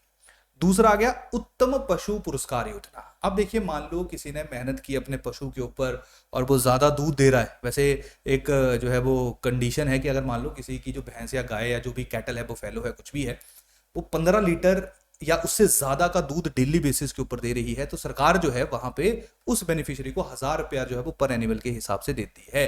तो यानी कि जिनकी गाय भैंसे जो है वो अच्छा दूध देती हैं, उनको भी सरकार जो है वो स्पेशल पुरस्कार से सम्मानित करती है, ताकि लोगों के अंदर जो है वो मोटिवेशन बनी रहे।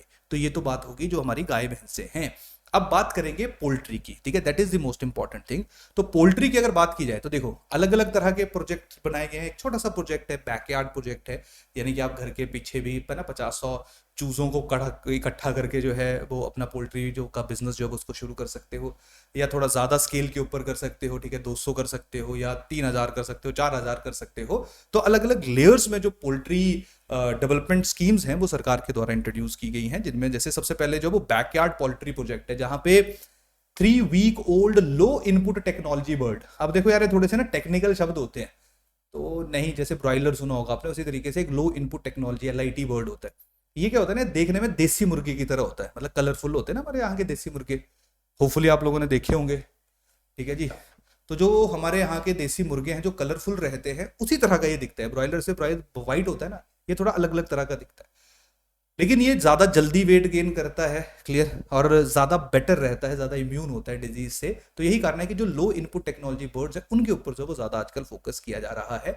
तो बैकयार्ड पोल्ट्री प्रोजेक्ट के अंतर्गत जो है वो 50 से 100 के बीच के जो चूजे हैं, चिक्स जो है, जो LIT बर्ड्स होंगे, वो डिस्ट्रीब्यूट किए जाते हैं पोल्ट्री ब्रीडर्स पे बहुत ही सस्ते दाम के ऊपर। और इस स्कीम के अंतर्गत जो है वो 3 लाख के आसपास, 3.25 लाख के आसपास या 3.5 लाख के आसपास, 3,31,000, 55 लाख जो चिक्स हैं उनको अभी तक डिस्ट्रीब्यूट किया जा चुका है 8,249 लोगों के लिए। तो देखिए यार, जिसका खेत कम है उसके पास है ना एनिमल्स भी कम हो गया, और ऑब्वियस बात है फिर जितना वो डाइवर्सिफाई करेगा अपने पोर्टफोलियो को, या जितना वो डाइवर्सिफाई करेगा अपने एग्रीकल्चर को, उतना ही उसके लिए बेटर रहेगा और उतना ही वो सस्टेनेबल एग्रीकल्चर बनेगा। सेकेंड है 200 चिक स्कीम, ठीक है जी। 200 चिक स्कीम का मतलब क्या है कि यहाँ पे जो है इस स्कीम के अंतर्गत ऐसे लोग जो BPL families of schedule caste category को बिलोंग करते हैं, उनको 10,000 रुपया पर बेनिफिशियरी तक की जो सपोर्ट है वो सरकार के द्वारा इस स्कीम के अंतर्गत की गई है। और यहाँ पे 200 डेज ओल्ड LIT बर्ड्स दिए जाएंगे, यानी कि थोड़े से मैच्योर जो चूजे हैं, या चूजा तो नहीं, चलो अब तक तो बड़ा हो गया होगा, तो 200 डेज ओल्ड LIT बर्ड जो उनको दिए जाएंगे। और ये पैसा जो दिया जा रहा है ये पूरा मिला के है, जिसमें चूजा भी होगा, जिसमें फीडिंग भी होगी, यानी कि क्या उनको खिलाना, उनका जो भी खाने पीने का साधन होगा वो सारे का सारा जो स्पेसिफिक स्कीम के अंतर्गत किया गया है। तो सरकार जो है वो ऑलमोस्ट 10,000 रुपया पर बेनिफिशियरी तक की सपोर्ट जो है वो स्पेसिफिक स्कीम के अंतर्गत देती है। और इस स्कीम में अभी तक 545 बेनिफिशियरीज जो है उनको लोकेट किया जा चुका है। नेक्स्ट है हिम कुक्कुड़ पालन योजना। तो जो हिम कुक्कुड़ पालन योजना है, इसके अंतर्गत जो है वो सरकार जो है वो 60% तक की सब्सिडी जो है वो दे रही है अगर कोई कुक्कड़ पालना चाह रहा है, यानी कि कोई पोल्ट्री का बिजनेस करना चाह रहा है। क्लियर। तो यहाँ पे सरकार ने 396 लाख का बजट जो है वो प्रपोज किया हुआ है। नन यहाँ पे 300 number day old broiler chicks feeders drinkers जो हैं वो लोगों को प्रोवाइड किए जाते हैं। थोड़ा सा लार्ज स्केल के ऊपर, जहाँ पे मान लो शेड बनानी है आपने, फीडर्स है, ड्रिंकर्स है, उसके साथ साथ बार बार जो कॉस्ट ऑफ चिक है, क्लियर, जो भी आपको खरीद फरोख्त में उनकी मेंटेनेंस के लिए खर्चा हो रहा है, वो सारे का सारा इस स्पेसिफिक स्कीम के अंतर्गत सरकार जो है वो लोगों को सपोर्ट करती है। क्लियर। तो यहाँ पे जो है वो होपफुली आप लोगों को समझ आ रहा है। तो ये थोड़ी लार्ज स्केल के ऊपर है, जो बड़ा पोल्ट्री फार्म ऐसा मान लो, ये हिम कुक्कुड़ पालन योजना के अंतर्गत जो है वो सरकार इसके ऊपर फोकस कर रही है। क्लियर। इसके साथ साथ जो है वो नेक्स्ट है इनोवेटरी पोल्ट्री प्रोडक्टिव प्रोजेक्ट आ गया। क्लियर। ये तो नेशनल लाइफ स्टॉक मिशन के अंतर्गत भी है। यहाँ पे 200 बेनिफिशियरीज जो है उनको 404 वीक ओल्ड LIT बर्ड्स जो है वो प्रोवाइड किए जाएंगे। क्लियर। नेक्स्ट है इनोवेटरी पोल्ट्री प्रोडक्टिव प्रोडक्ट। ठीक है। यहाँ पे जो है वो ब्रॉयलर जो चिकन है, जैसे मैंने बताया ना, अलग अलग तरह की टाइप होती है, LIT डिफरेंट है, ब्रॉयलर डिफरेंट है, तो ब्रॉयलर जो है वो भी प्रोवाइड किए जाएंगे। 4 वीक जो है वो आपके LIT बर्ड्स जो हैं वो होंगे। ठीक है। लिखा है यहाँ पे ब्रॉयलर है। अगेन कभी लूज जो है वो डिस्टिंक्शन होती है, कभी जो है वो स्ट्रॉन्ग डिस्टिंक्शन होती है, जहाँ पे 150 करके जो है वो 4 इंस्टॉलमेंट्स में आप लोगों को ब्रॉयलर दिए जाएंगे ना। तो यहाँ पे सरकार के द्वारा जो वो शेड्स के लिए भी पैसा वगैरह जो है वो प्रोवाइड किया जा रहा है। तो काफी हद तक जो पुराने वाली स्कीम्स है उन्हीं के साथ इनको हम रिलेट कर सकते हैं। नेक्स्ट है राष्ट्रीय गोकुल मिशन। गोकुल मिशन का मेन ऑब्जेक्टिव है कि किस तरीके से आप जो है वो दूध की प्रोडक्शन कर सकते हो। तो यहाँ पे जो मुर्राह ब्रीडिंग फार्म है, जैसे मैंने थोड़ी देर पहले भी मेंशन किया था, बेस्ट जो क्वालिटी ऑफ बुफेलो है वो आपकी मुरा है। क्लियर। इसका ब्रीडिंग फार्म हमें ऊना डिस्ट्रिक्ट में देखने को मिलता है, जो इसी अंडर राष्ट्रीय गोकुल मिशन, जो कि सेंट्रल गवर्नमेंट के द्वारा ही लॉन्च किया हुआ है, इसके अंतर्गत इसकी ब्रीडिंग हो रही है। फिर इसको डिस्ट्रीब्यूट किया जाएगा बाकी एरियाज में, ताकि दूध की जो प्रोडक्शन है उसको बढ़ाया जा सके। इसके साथ साथ गोकुल ग्राम जो है ऊना डिस्ट्रिक्ट के अंदर, जहाँ पे दूध से रिलेटेड जो अलग अलग दूध या दूध से बनी हुई चीजें हैं उनको बनाया जा सके, बेचा जा सके, उनकी मार्केटिंग की जा सके। क्लियर। इसके लिए गोकुल ग्राम जो है वो डिस्ट्रिक्ट ऊना के अंदर बनाया जा रहा है। क्लियर।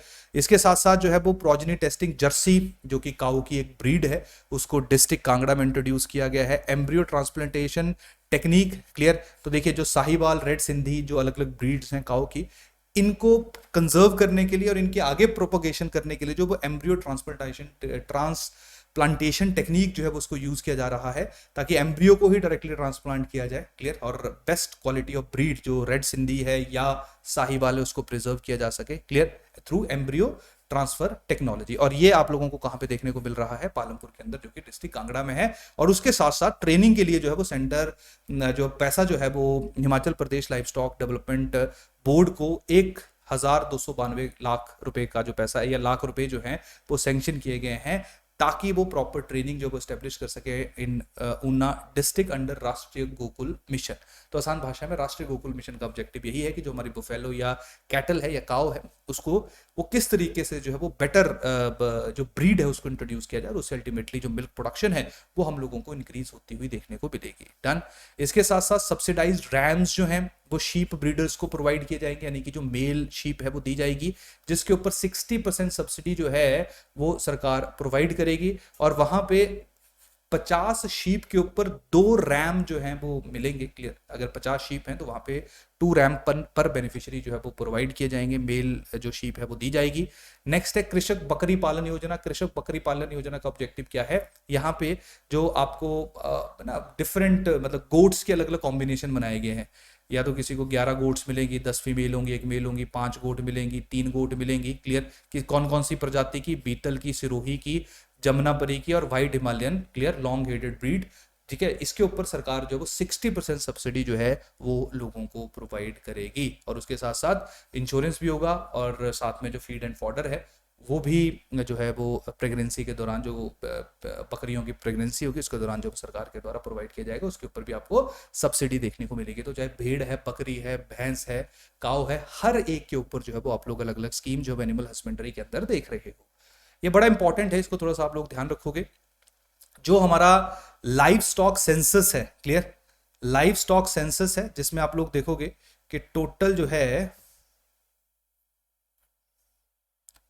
टोटल लाइव स्टॉक देखिए, कैटल कितनी है 1828, क्लियर, मतलब काऊ कितनी है 1828, बफेलोज जो है वो टोटल 647, शीप, गोट, क्लियर, ये 1000 में है, मतलब 647,000, 1828,000, 791,000, गोट, हॉर्सेस 9,000, पोनीज, हॉर्सेज होते हैं पोनीज मतलब खच्चर, ठीक है, म्यूल्स एंड डोंकी आ गया 25, pigs 2000, other live stock, clear, poultry. तो ये सारे के सारा जो संख्या है वो आप लोगों को पता होनी चाहिए। टोटल लाइव स्टॉक जो हमें देखने को मिलता है दैट इज 4,413,000, ठीक है, 4,413,000 जो है वो टोटल आपको लाइव स्टॉक एंड पोल्ट्री जो है वो हमारे यहाँ पे देखने को मिलता है।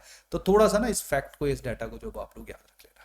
चलिए अब नेक्स्ट मूव करते हैं, दैट इज मिल्क इंडस्ट्री के ऊपर। हिमाचल प्रदेश मिल्क फेड के बारे में आप सब लोगों ने सुना ही होगा, क्लियर। इसमें total 1084 milk producer cooperative society है, क्लियर। तो सबसे बड़ा, मैं ऐसा मानूं कि हिमाचल प्रदेश के अंदर कोई बहुत ज़्यादा लार्ज स्केल के ऊपर कोऑपरेटिव सोसाइटीज़ में जो काम कर रहा है वो है आपका Himachal Pradesh milk fade, clear.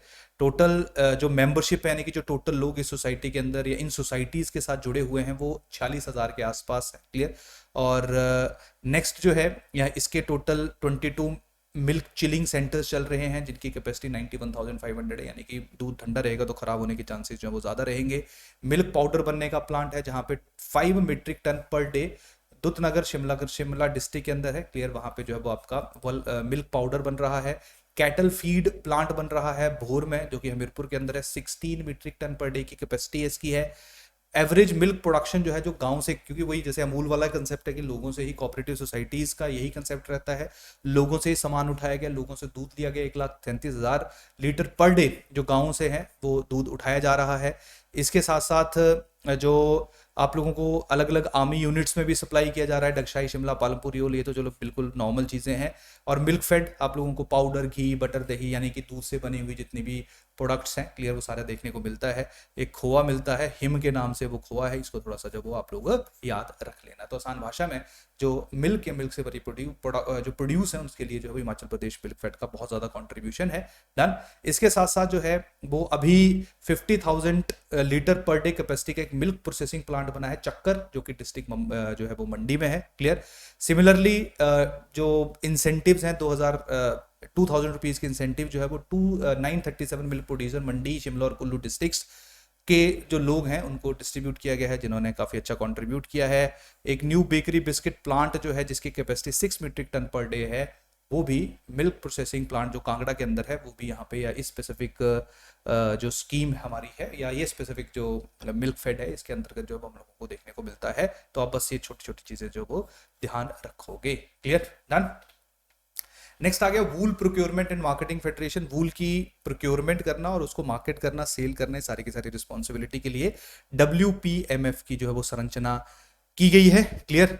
तो यहाँ पे अगेन शीप के लिए सारे के सारे जो चाहे गोट क्लस्टर्स की बात की जाएगी किन किन जगहों के ऊपर बनाए गए, तो थोड़ा सा ना आप ये ध्यान रखना कि कहाँ पे गोट है, कहाँ पे शीप है, क्लियर, और कहाँ कहाँ जो वो न्यूट्रिशनल सप्लीमेंट्स जो है वो प्रोवाइड किए जा रहे हैं। तो ये सेम उसी का वही कंसेप्ट है जो हम लोगों ने हॉर्टिकल्चर कॉर्पोरेशन का देखा हुआ था। नेक्स्ट बात करेंगे हम लोग फिशरीज की। तो फिशरीज की अगर हम बात करेंगे तो फिशरीज में हम लोगों को गोविंद सागर की मैं बात करूं, पोंग डैम की बात करूं, चमेरा लेक की बात करूं, रणजीत सागर डैम की बात करूं, तो यहाँ पे फिशरीज जो है वो बहुत लार्ज स्केल के ऊपर हम लोगों को देखने को मिलती हैं। टोटल 5,902 फिशरमैन ऐसे हैं जो अपना लाइवलीहुड डिराइव कर रहे हैं फ्रॉम फिशरीज, और फिशरीज की डेवलपमेंट के लिए जो वो सरकार ने काफ़ी प्रोग्राम्स भी चलाए हुए हैं, क्लियर। इसके साथ साथ अभी तक जो टोटल प्रोडक्शन हुई है 18.42 लाख फिंगर लिंग्स ऑफ 70 आई यानी कि छोटी छोटी मछलियां जो हैं। इसके साथ साथ जो वो 8.63 lakh of same size of Indian major carp और 11.33 जो है वो आपकी ट्रॉट फिश जो है वो हिमाचल प्रदेश के अंदर जो अलग अलग प्रजातियां हैं वो हिमाचल प्रदेश के अंदर हम लोगों को प्रोड्यूस होती हुई देखने को मिलती है।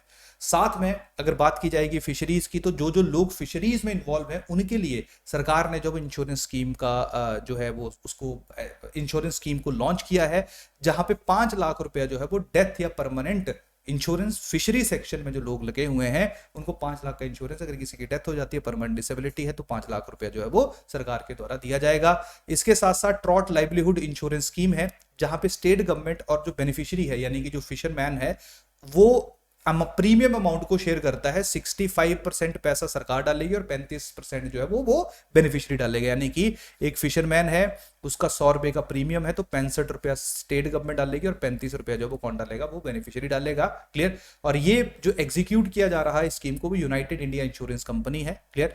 और अभी तक जो टोटल ट्रॉट यूनिट्स हैं, क्लियर, उसमें 24 ट्रॉट यूनिट्स जो है वो कंस्ट्रक्ट किए जा चुके हैं, जिनको सरकार के द्वारा इंश्योर किया गया है। और ये 15 ट्रॉट फार्मर्स जो है वो उन्होंने 24 ट्रॉट यूनिट्स है उनको कंस्ट्रक्ट किया है। तो किसी भी तरह का अगर इशू रहेगा इन ट्रॉट यूनिट्स के ऊपर या कोई भी डैमेज होगा, कोई भी लॉस होगा, तो इस इंश्योरेंस कंपनी की रिस्पॉन्सिबिलिटी होगी उसको भरने की।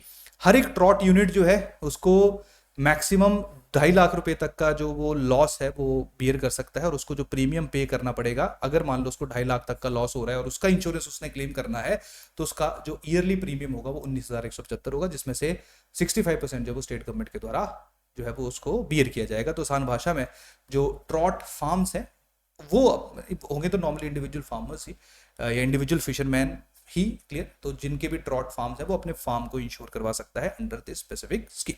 क्लियर। और लास्ट हमारा टॉपिक है दैट इज फॉरेस्ट। ये बड़ा इंपॉर्टेंट है, जो अभी हम लोग डिस्कस करेंगे कि टोटल जो फॉरेस्ट कवर है वो है 37,947 स्क्वायर किलोमीटर, जो टोटल एरिया का 68.16% है। क्लियर। तो जो टोटल ज्योग्राफिक एरिया का जो फॉरेस्ट कवर है या जो फॉरेस्ट होने चाहिए वो ये है, मतलब फॉरेस्ट एरिया इतना है। बट रियलिटी में जो फॉरेस्ट मौजूद है, जैसे फॉर एग्जांपल ये सारा फॉरेस्ट एरिया हो गया हमारा, ठीक है, जो 66.18 है, लेकिन इसके ऊपर जो पेड़ लगे हुए हैं, क्लियर, जो सपोर्ट करते हैं, रियलिटी में जो फॉरेस्ट कवर है वो सिर्फ 28.60% है। ऐसा टारगेट किया गया है सस्टेनेबल डेवलपमेंट गोल्स के अंदर कि 30% तक जो है वो हम अपने जो फॉरेस्ट कवर एरिया है उसको इंक्रीज करेंगे। तो टोटल फॉरेस्ट एरिया आ गया आपका 68.16%, लेकिन उसके ऊपर जो कवर है वो सिर्फ 28.60% है। तो ये बड़ा अलार्मिंग साइन है। तो इसके लिए भी सरकार जो वो काफी कदम उठा रही है। तो फॉरेस्ट मैनेजमेंट के लिए अलग अलग तरह की जो स्कीम्स है वो सरकार ने उठाई हैं। जैसे फॉरेस्ट में हम लोग देखते हैं कि यार इलीगली लोग लकड़ी काट रहे हैं, क्लियर, या हम लोग देखते हैं कि फॉरेस्ट में फायर लग गई ही है, क्लियर। तो यही रीज़न है कि फॉरेस्ट में चाहे आग लग जाए या कोई इलीगली फॉरेस्ट को काट रहा है, तो उसके लिए अलग अलग जगहों के ऊपर जो वो चेक पॉइंट्स जो है वो उनको बनाया गया है। क्लियर। टोटल जो 407 लाख रुपया जो है वो सरकार की तरफ से और 45 लाख जो है वो स्टेट की तरफ से जो है वो एक स्कीम है, centrally sponsored scheme, forest fire prevention and management scheme, उसके लिए सैंक्शन किया गया है। क्लियर। साथ में सिल्वीकल्चर के लिए, अब देखिए ना, अभी ये इंपॉर्टेंट है थोड़ा सा, सिल्वीकल्चर फेलिंग मतलब जैसे मान लो हमारे यहाँ पे नॉर्मल पेड़ लगे हो, ये यूरोपियन सोसाइटी में, यूरोपियन कंट्रीज में हम लोगों को बहुत लार्ज स्केल के ऊपर देखने को मिलता है। तो सिल्वीकल्चर में क्या होता है कि आप पेड़ों को काट के फिर पेड़ लगाते हो, लेकिन वो आप उन पेड़ों को लगाते हो जो अच्छी क्वालिटी के हैं या जो कहीं ना कहीं आपको कमर्शियली भी थोड़ा सा फेवर कर सकते हैं। अब हिमाचल प्रदेश में बहुत सालों से जो है वो पेड़ की कटाई के ऊपर, या जो पेड़ है ना, जो हमारे ग्रीन कवर है उसकी कटाई के ऊपर जो वो रिस्ट्रिक्शन है।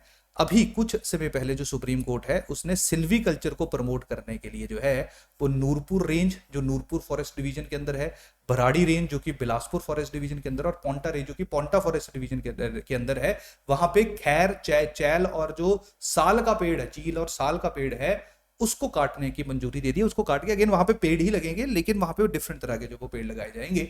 तो ये भी एक्सपेरिमेंटल सिल्वीकल्चर किया जा रहा है, ताकि पेड़ जो है, पेड़ कवर या फॉरेस्ट कवर भी कम ना हो, और उसके साथ साथ लोगों को उनके ज्यादा बेनिफिट्स भी देखने को मिले। क्लियर। इसके साथ साथ एक और स्कीम है फॉरेस्ट के लिए, दैट इज सामुदायिक वन संवर्धन योजना। इस स्कीम का ऑब्जेक्टिव यही है कि कैसे लोकल कम्युनिटी की पार्टिसिपेशन से आप फॉरेस्ट कवर को जो है वो ज्यादा इंक्रीज कर सकते हो। नेक्स्ट है वन समृद्धि या वन समृद्धि जन समृद्धि योजना, कि किस तरीके से जो है वो नॉन टिम्बर फॉरेस्ट, यानी कि लकड़ी के अलावा भी बड़ी चीजें मिलती है ना हमें, ये जैसे आपने देखा होगा कि हमारे चील के पेड़ होते हैं उनमें गिरी सी लगी होती है, क्लियर। इसके अलावा जो बिरोजा निकलता है, क्लियर, जो पेड़ों से निकलता है, तो वो सारी नॉन टिम्बर प्रोड्यूस है। तो जो नॉन टिम्बर प्रोड्यूस है उसको स्ट्रेंथन करने के लिए जो है वो वन समृद्धि जन समृद्धि योजना जो वो सरकार के द्वारा लॉन्च की गई है, ताकि लोग जो है वो उनकी इनकम को उससे इंक्रीज किया जा सके। इसके साथ साथ एक और स्कीम है, दैट इज एक बूटा बेटी के नाम, यानी कि जैसे ही बच्ची पैदा होगी उसके पैदा होते ही जो फॉरेस्ट डिपार्टमेंट के लोग हैं वो 5 सैपलिंग, क्लियर, यानी कि 5 छोटे छोटे पौधे जो है वो दे देंगे पेरेंट्स को along with planting kit, clear, कि कैसे आपने प्लांट करना है, किट भी आपको साथ में दी जाएगी, आप उसको प्लांट करोगे। इसका मेन ऑब्जेक्टिव यही है कि अवेयरनेस फैलाई जाए कि जैसे पेड़ बड़ा होगा वैसे आपका बच्चा भी बड़ा हो रहा है, तो जिस तरीके से आप अपने बच्चे को नर्चर करते हो वैसे ही आपको अपने पेड़ को भी नर्चर करना है। तो यहाँ पे जो सेक्स रेशियो से रिलेटेड अवेयरनेस है वो भी फैल गई, और उसके साथ साथ जो एनवायरमेंटल प्रोटेक्शन है या जो एनवायरमेंट है उसको भी हम लोगों ने एक तरह से संभालने की कोशिश की। नेक्स्ट है दैट इज स्वर्णिम वाटिका। स्वर्णिम वाटिका, जितनी हमारी यहाँ पे विधानसभा है, क्लियर, जितनी हमारी लेजिस्लेटिव असेंबली की काउंसिल्स हैं, 60 लेजिस्लेटिव असेंबली की सीट्स हैं, टोटल 68 हैं। इन 68 एरियाज में जो है वो पार्क बनाए जाएंगे जिनको स्वर्णिम वाटिका का नाम दिया गया है। नेक्स्ट है जल भंडारण स्कीम। जल भंडारण स्कीम का मतलब है जहां पे जो है वो डैम्स बनाए जाएंगे जिससे वाटर कंजम्पशन के ऊपर जो है वो फोकस किया जाएगा, क्लियर। और लास्ट जो है वो हमारा है एक KFW, ठीक है जी, जर्मन बैंक है। इसके द्वारा जो है वो एक Himachal Pradesh forest ecosystem climate proofing project जो है इसको शुरू किया गया। बड़ा पुराना है, इसके ऊपर पेपर में एक बार सवाल भी आ चुका है, क्लियर। ये चंबा और कांगड़ा डिस्ट्रिक्ट के अंदर है। इसका मेन ऑब्जेक्टिव यही है कि जो क्लाइमेट चेंज का नेगेटिव इंपैक्ट पड़ने वाला है उसको किस तरह से मिटिगेट किया जाए, कैसे जो वो फॉरेस्ट इकोसिस्टम को बेटर किया जाए, कैचमेंट एरियाज को और स्ट्रॉन्ग किया जाए, नेचुरल रिसोर्सेज को कंजर्व किया जाए और लोगों का जो लाइवलीहुड है वो थ्रेटन नहीं होना चाहिए। तो चंबा और कांगड़ा डिस्ट्रिक्ट ज्यादा, जिन पे ज्यादा इंपैक्ट हम लोगों को देखने को मिल सकता है, वो जो है वो इस स्पेसिफिक स्कीम के अंतर्गत जब उनको प्रॉपरली डिजाइन किया गया है, क्लियर। तो ये प्रॉपर हमारा लेक्चर है किसके ऊपर, एग्रीकल्चर के ऊपर। अब जल्दी से लास्ट एक छोटा सा हमारा चैप्टर 6 है, ज्यादा डिटेल में नहीं जाऊंगा क्योंकि बहुत ज्यादा इंपॉर्टेंट हमारे लिए नहीं है, लेकिन फिर भी 2-3 चीजें मैं आप लोगों के साथ डिस्कस करना चाहूंगा। ये है कि price movement and food management, ये बेसिकली इन्फ्लेशन से रिलेटेड चीजें हैं। तो आप सब लोगों को पता होना चाहिए कि इन्फ्लेशन जो है वो 2 तरीके से आजकल कैलकुलेट होती है। कंज्यूमर प्राइस इंडेक्स है, यानी कि आपको या मेरे को, कंज्यूमर को कितनी चीज महंगी पड़ रही है उसके ऊपर इसको असेस किया जाता है। दूसरा होलसेल प्राइस इंडेक्स है, जो होलसेलर के ऊपर, यानी कि एक बिजनेस से दूसरे बिजनेस के बीच में चीजों में कितनी महंगाई में इजाफा हुआ उसको कैलकुलेट किया जाता है। जो WPI है यहाँ पे सिर्फ गुड्स कंसीडर होती हैं, जो CPI है वहां पे गुड्स एंड सर्विसेज दोनों को कंसीडर किया जाता है। तो जो CPI है वो ज्यादा कॉम्प्रिहेंसिव, ज्यादा बेटर तरीका है इन्फ्लेशन को कैलकुलेट करने का। लेकिन हम लोगों का जो इकोनॉमिक सर्वे है वहां पे WPI CPI दोनों को कैलकुलेट किया गया है, क्लियर। दोनों से रिलेटेड रेफरेंस जो हम लोगों को देखने को मिलती है, हाँ ये है कि पिछले कुछ सालों में जो महंगाई है उसको थोड़ा बढ़ते हुए देखा है। चाहे मैं क्रूड ऑयल के प्राइसेस की बात करूं, चाहे जो मैं है ना फुटवेयर की बात करूं, क्योंकि बहुत ज्यादा फुटवेयर जो वो इंपोर्ट होता है और कोविड के कारण इंपोर्ट रेस्ट्रिक्शंस थी उसकी मैं बात करूं, क्लियर। चाहे मैं जनरली फूड इन्फ्लेशन की बात करूं, अगेन कोविड जो है उसका एक बहुत बड़ा एक रीजन है। तो ये मल्टीपल फैक्टर्स हैं जिनके कारण हम लोग देखा है या हम लोगों ने देखा है कि जो इन्फ्लेशन है, जो महंगाई है, वो with the passage of time increase हुई है। और लास्ट है कि महंगाई का जो सबसे बड़ा इंपैक्ट है वो गरीब तबके के ऊपर पड़ता है। तो गरीब तबके के लिए खाने की कमी ना हो, इसके लिए सरकार ने अलग अलग स्कीम्स को लॉन्च किया हुआ है।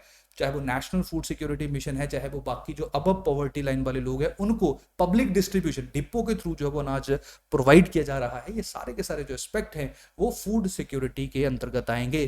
तो ये स्पेसिफिक चैप्टर जो है इसमें 3 हिस्सों के ऊपर काम किया गया है। इन्फ्लेशन बताई गई है, food security and food supply की बात की गई है। तो ये देखिए आप स्क्रीन के ऊपर यहाँ पे देख सकते हो। देखिए CPI की अगर मैं बात करूंगा तो CPI अलग अलग तरीके से कैलकुलेट होती है, ठीक है जी।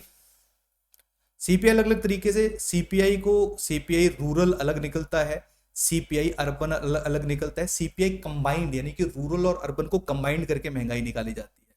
उसी तरह से CPI एग्रीकल्चरल लेबर के लिए अलग है, रूरल लेबर के लिए अलग है, और जो इंडस्ट्रियल वर्कर्स के लिए है उनको अलग, यानी कि कोई इंडस्ट्रियल वर्कर जो है, जो बड़े बड़े इंडस्ट्रियल कॉम्प्लेक्सेस हैं वहां पे देखा जाता है कि एक जो इंडस्ट्रियल वर्कर है उसको कितनी महंगाई का सामना करना पड़ रहा है। तो उस तरीके से जो वो सीपीआई को अलग अलग लेयर्स में जो है वो कैटेगराइज किया जाता है।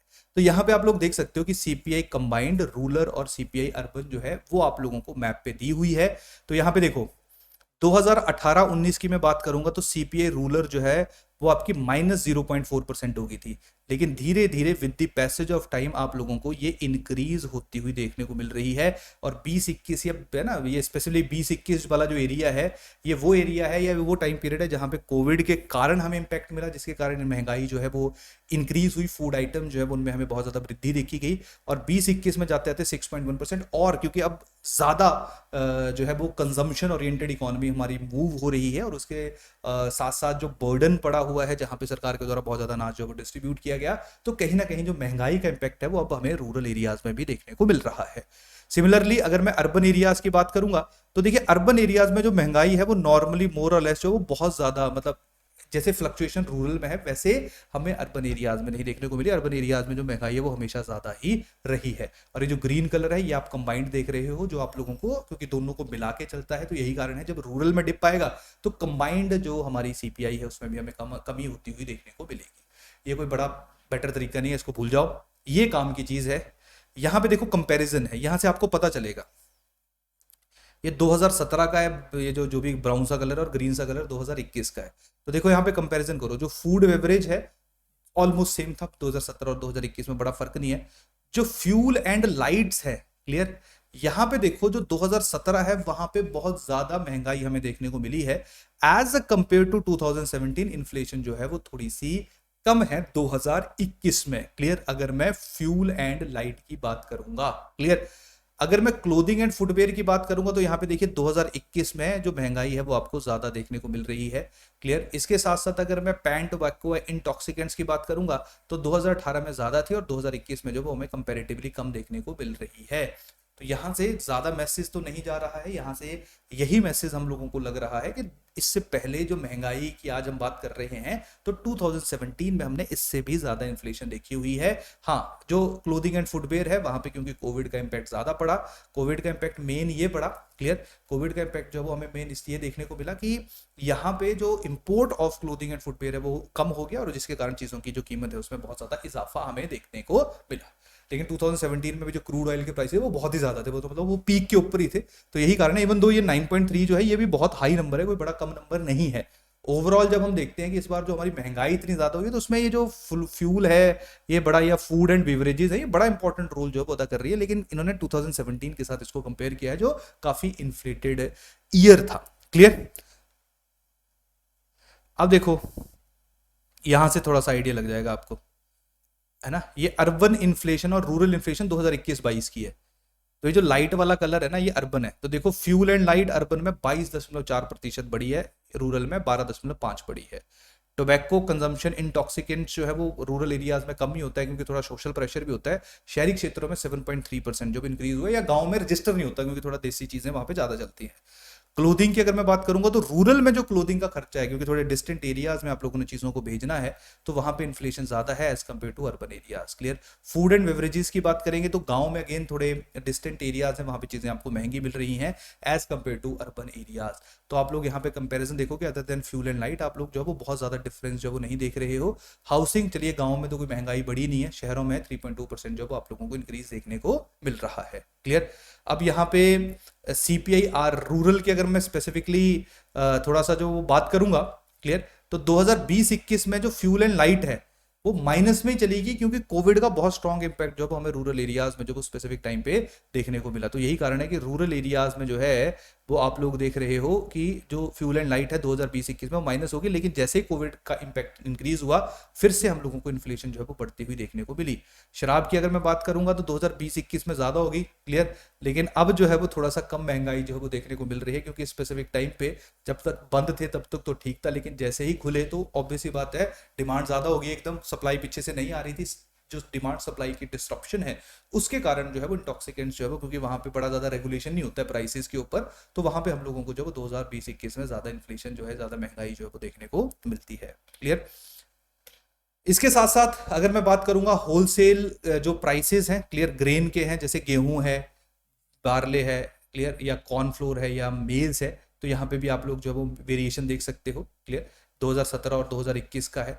तो 2017 में गेहूं से ज़्यादा महंगी, या गेहूं की जो कीमत है वो महंगी हुई है इस बार, बार्ले की कीमत महंगी हुई है, कॉर्नफ्लोर की महंगी हुई है, मेज़ की महंगी हुई है, यानी कि 2017 जो ऑलरेडी इन्फ्लेटेड ईयर था, जब मैं खाने की बात करूंगा, फूड की स्पेसिफिकली बात करूंगा, तो वहां पे मैं देख रहा हूं कि यहाँ पे थोड़ा सा जो महंगाई, अब देखिए फूड में बाकी चीजें भी आ रही है, जैसे देखिए वीट फ्लावर आ रहा है यहाँ पे, ठीक है, जो महंगा था 2017 में लेकिन यहाँ पे सस्ता था।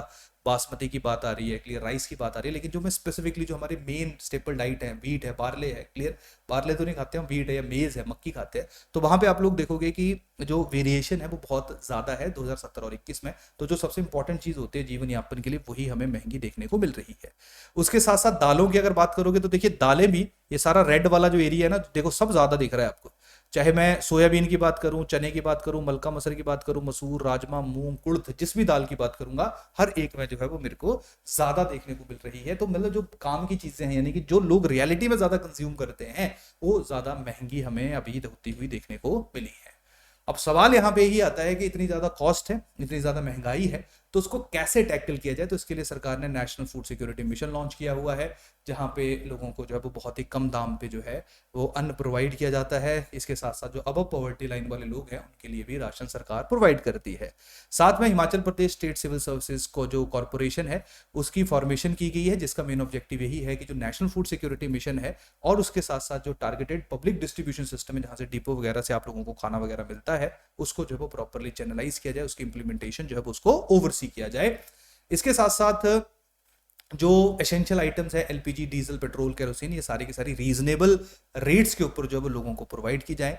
अलग अलग गोडाउंस जो है वो हम लोगों को स्पेसिफिक कॉर्पोरेशन के देखने को मिलते हैं, एचपीवी, एससी, एससी के, जिसमें नेरबा में है जो कि डिस्ट्रिक्ट शिमला में है, ठीक है जी, सिद्धपुर सरकारी में है, राजगढ़ में है, इसके साथ साथ जी बिलासपुर में है, चंबा में है, चेत्रू में है, क्लियर, संधोल जो कि कांगड़ा डिस्ट्रिक्ट में है। तो इन सारी की सारी जगहों को जो आप याद रख लेना, जहाँ पे जो अनाज है, ठीक है जी, जो अनाज है उसको स्टोर किया जा रहा है, जो अल्टीमेटली लोगों तक आगे प्रोवाइड किया जाएगा। क्लियर, इसके अलावा बाकी जगहों के ऊपर भी, बिलासपुर है, थुणग है, क्लियर, कंडाघाट, पोंटा साहिब और कालम है, वहां पे भी नए जो गोडाउन्स हैं उनकी फॉर्मेशन की जाएगी। और ऐसा माना जा रहा है कि 5000 मीट्रिक टन की जो कैपेसिटी है वो ज़्यादा जल्दी जो है, ये 5000 जो मीट्रिक टन है उस कैपेसिटी के जो अनाज है उसको ये स्पेसिफिक कॉर्पोरेशन जो है वो अपने अलग अलग जो स्टोरेज हैं वहाँ पे स्टोर करके रखेगी। तो ये कुछ इंपॉर्टेंट आपकी इन्फॉर्मेशन थी, ये कुछ इंपॉर्टेंट पहलू है। होपफुली आप लोगों को यहाँ पे समझ आया होगा। ज़्यादा लंबा लेक्चर चल गया क्योंकि ये जो एग्रीकल्चर वाला लेक्चर था ये काफ़ी इंपॉर्टेंट, काफ़ी रेलिवेंट था। तो इसी के साथ आज के लेक्चर को हम लोग खत्म करते हैं। हमारा जो टेलीग्राम चैनल है वहाँ पे इससे रिलेटेड PDF फाइल को आप डाउनलोड कर सकते हो। थैंक यू, धन्यवाद।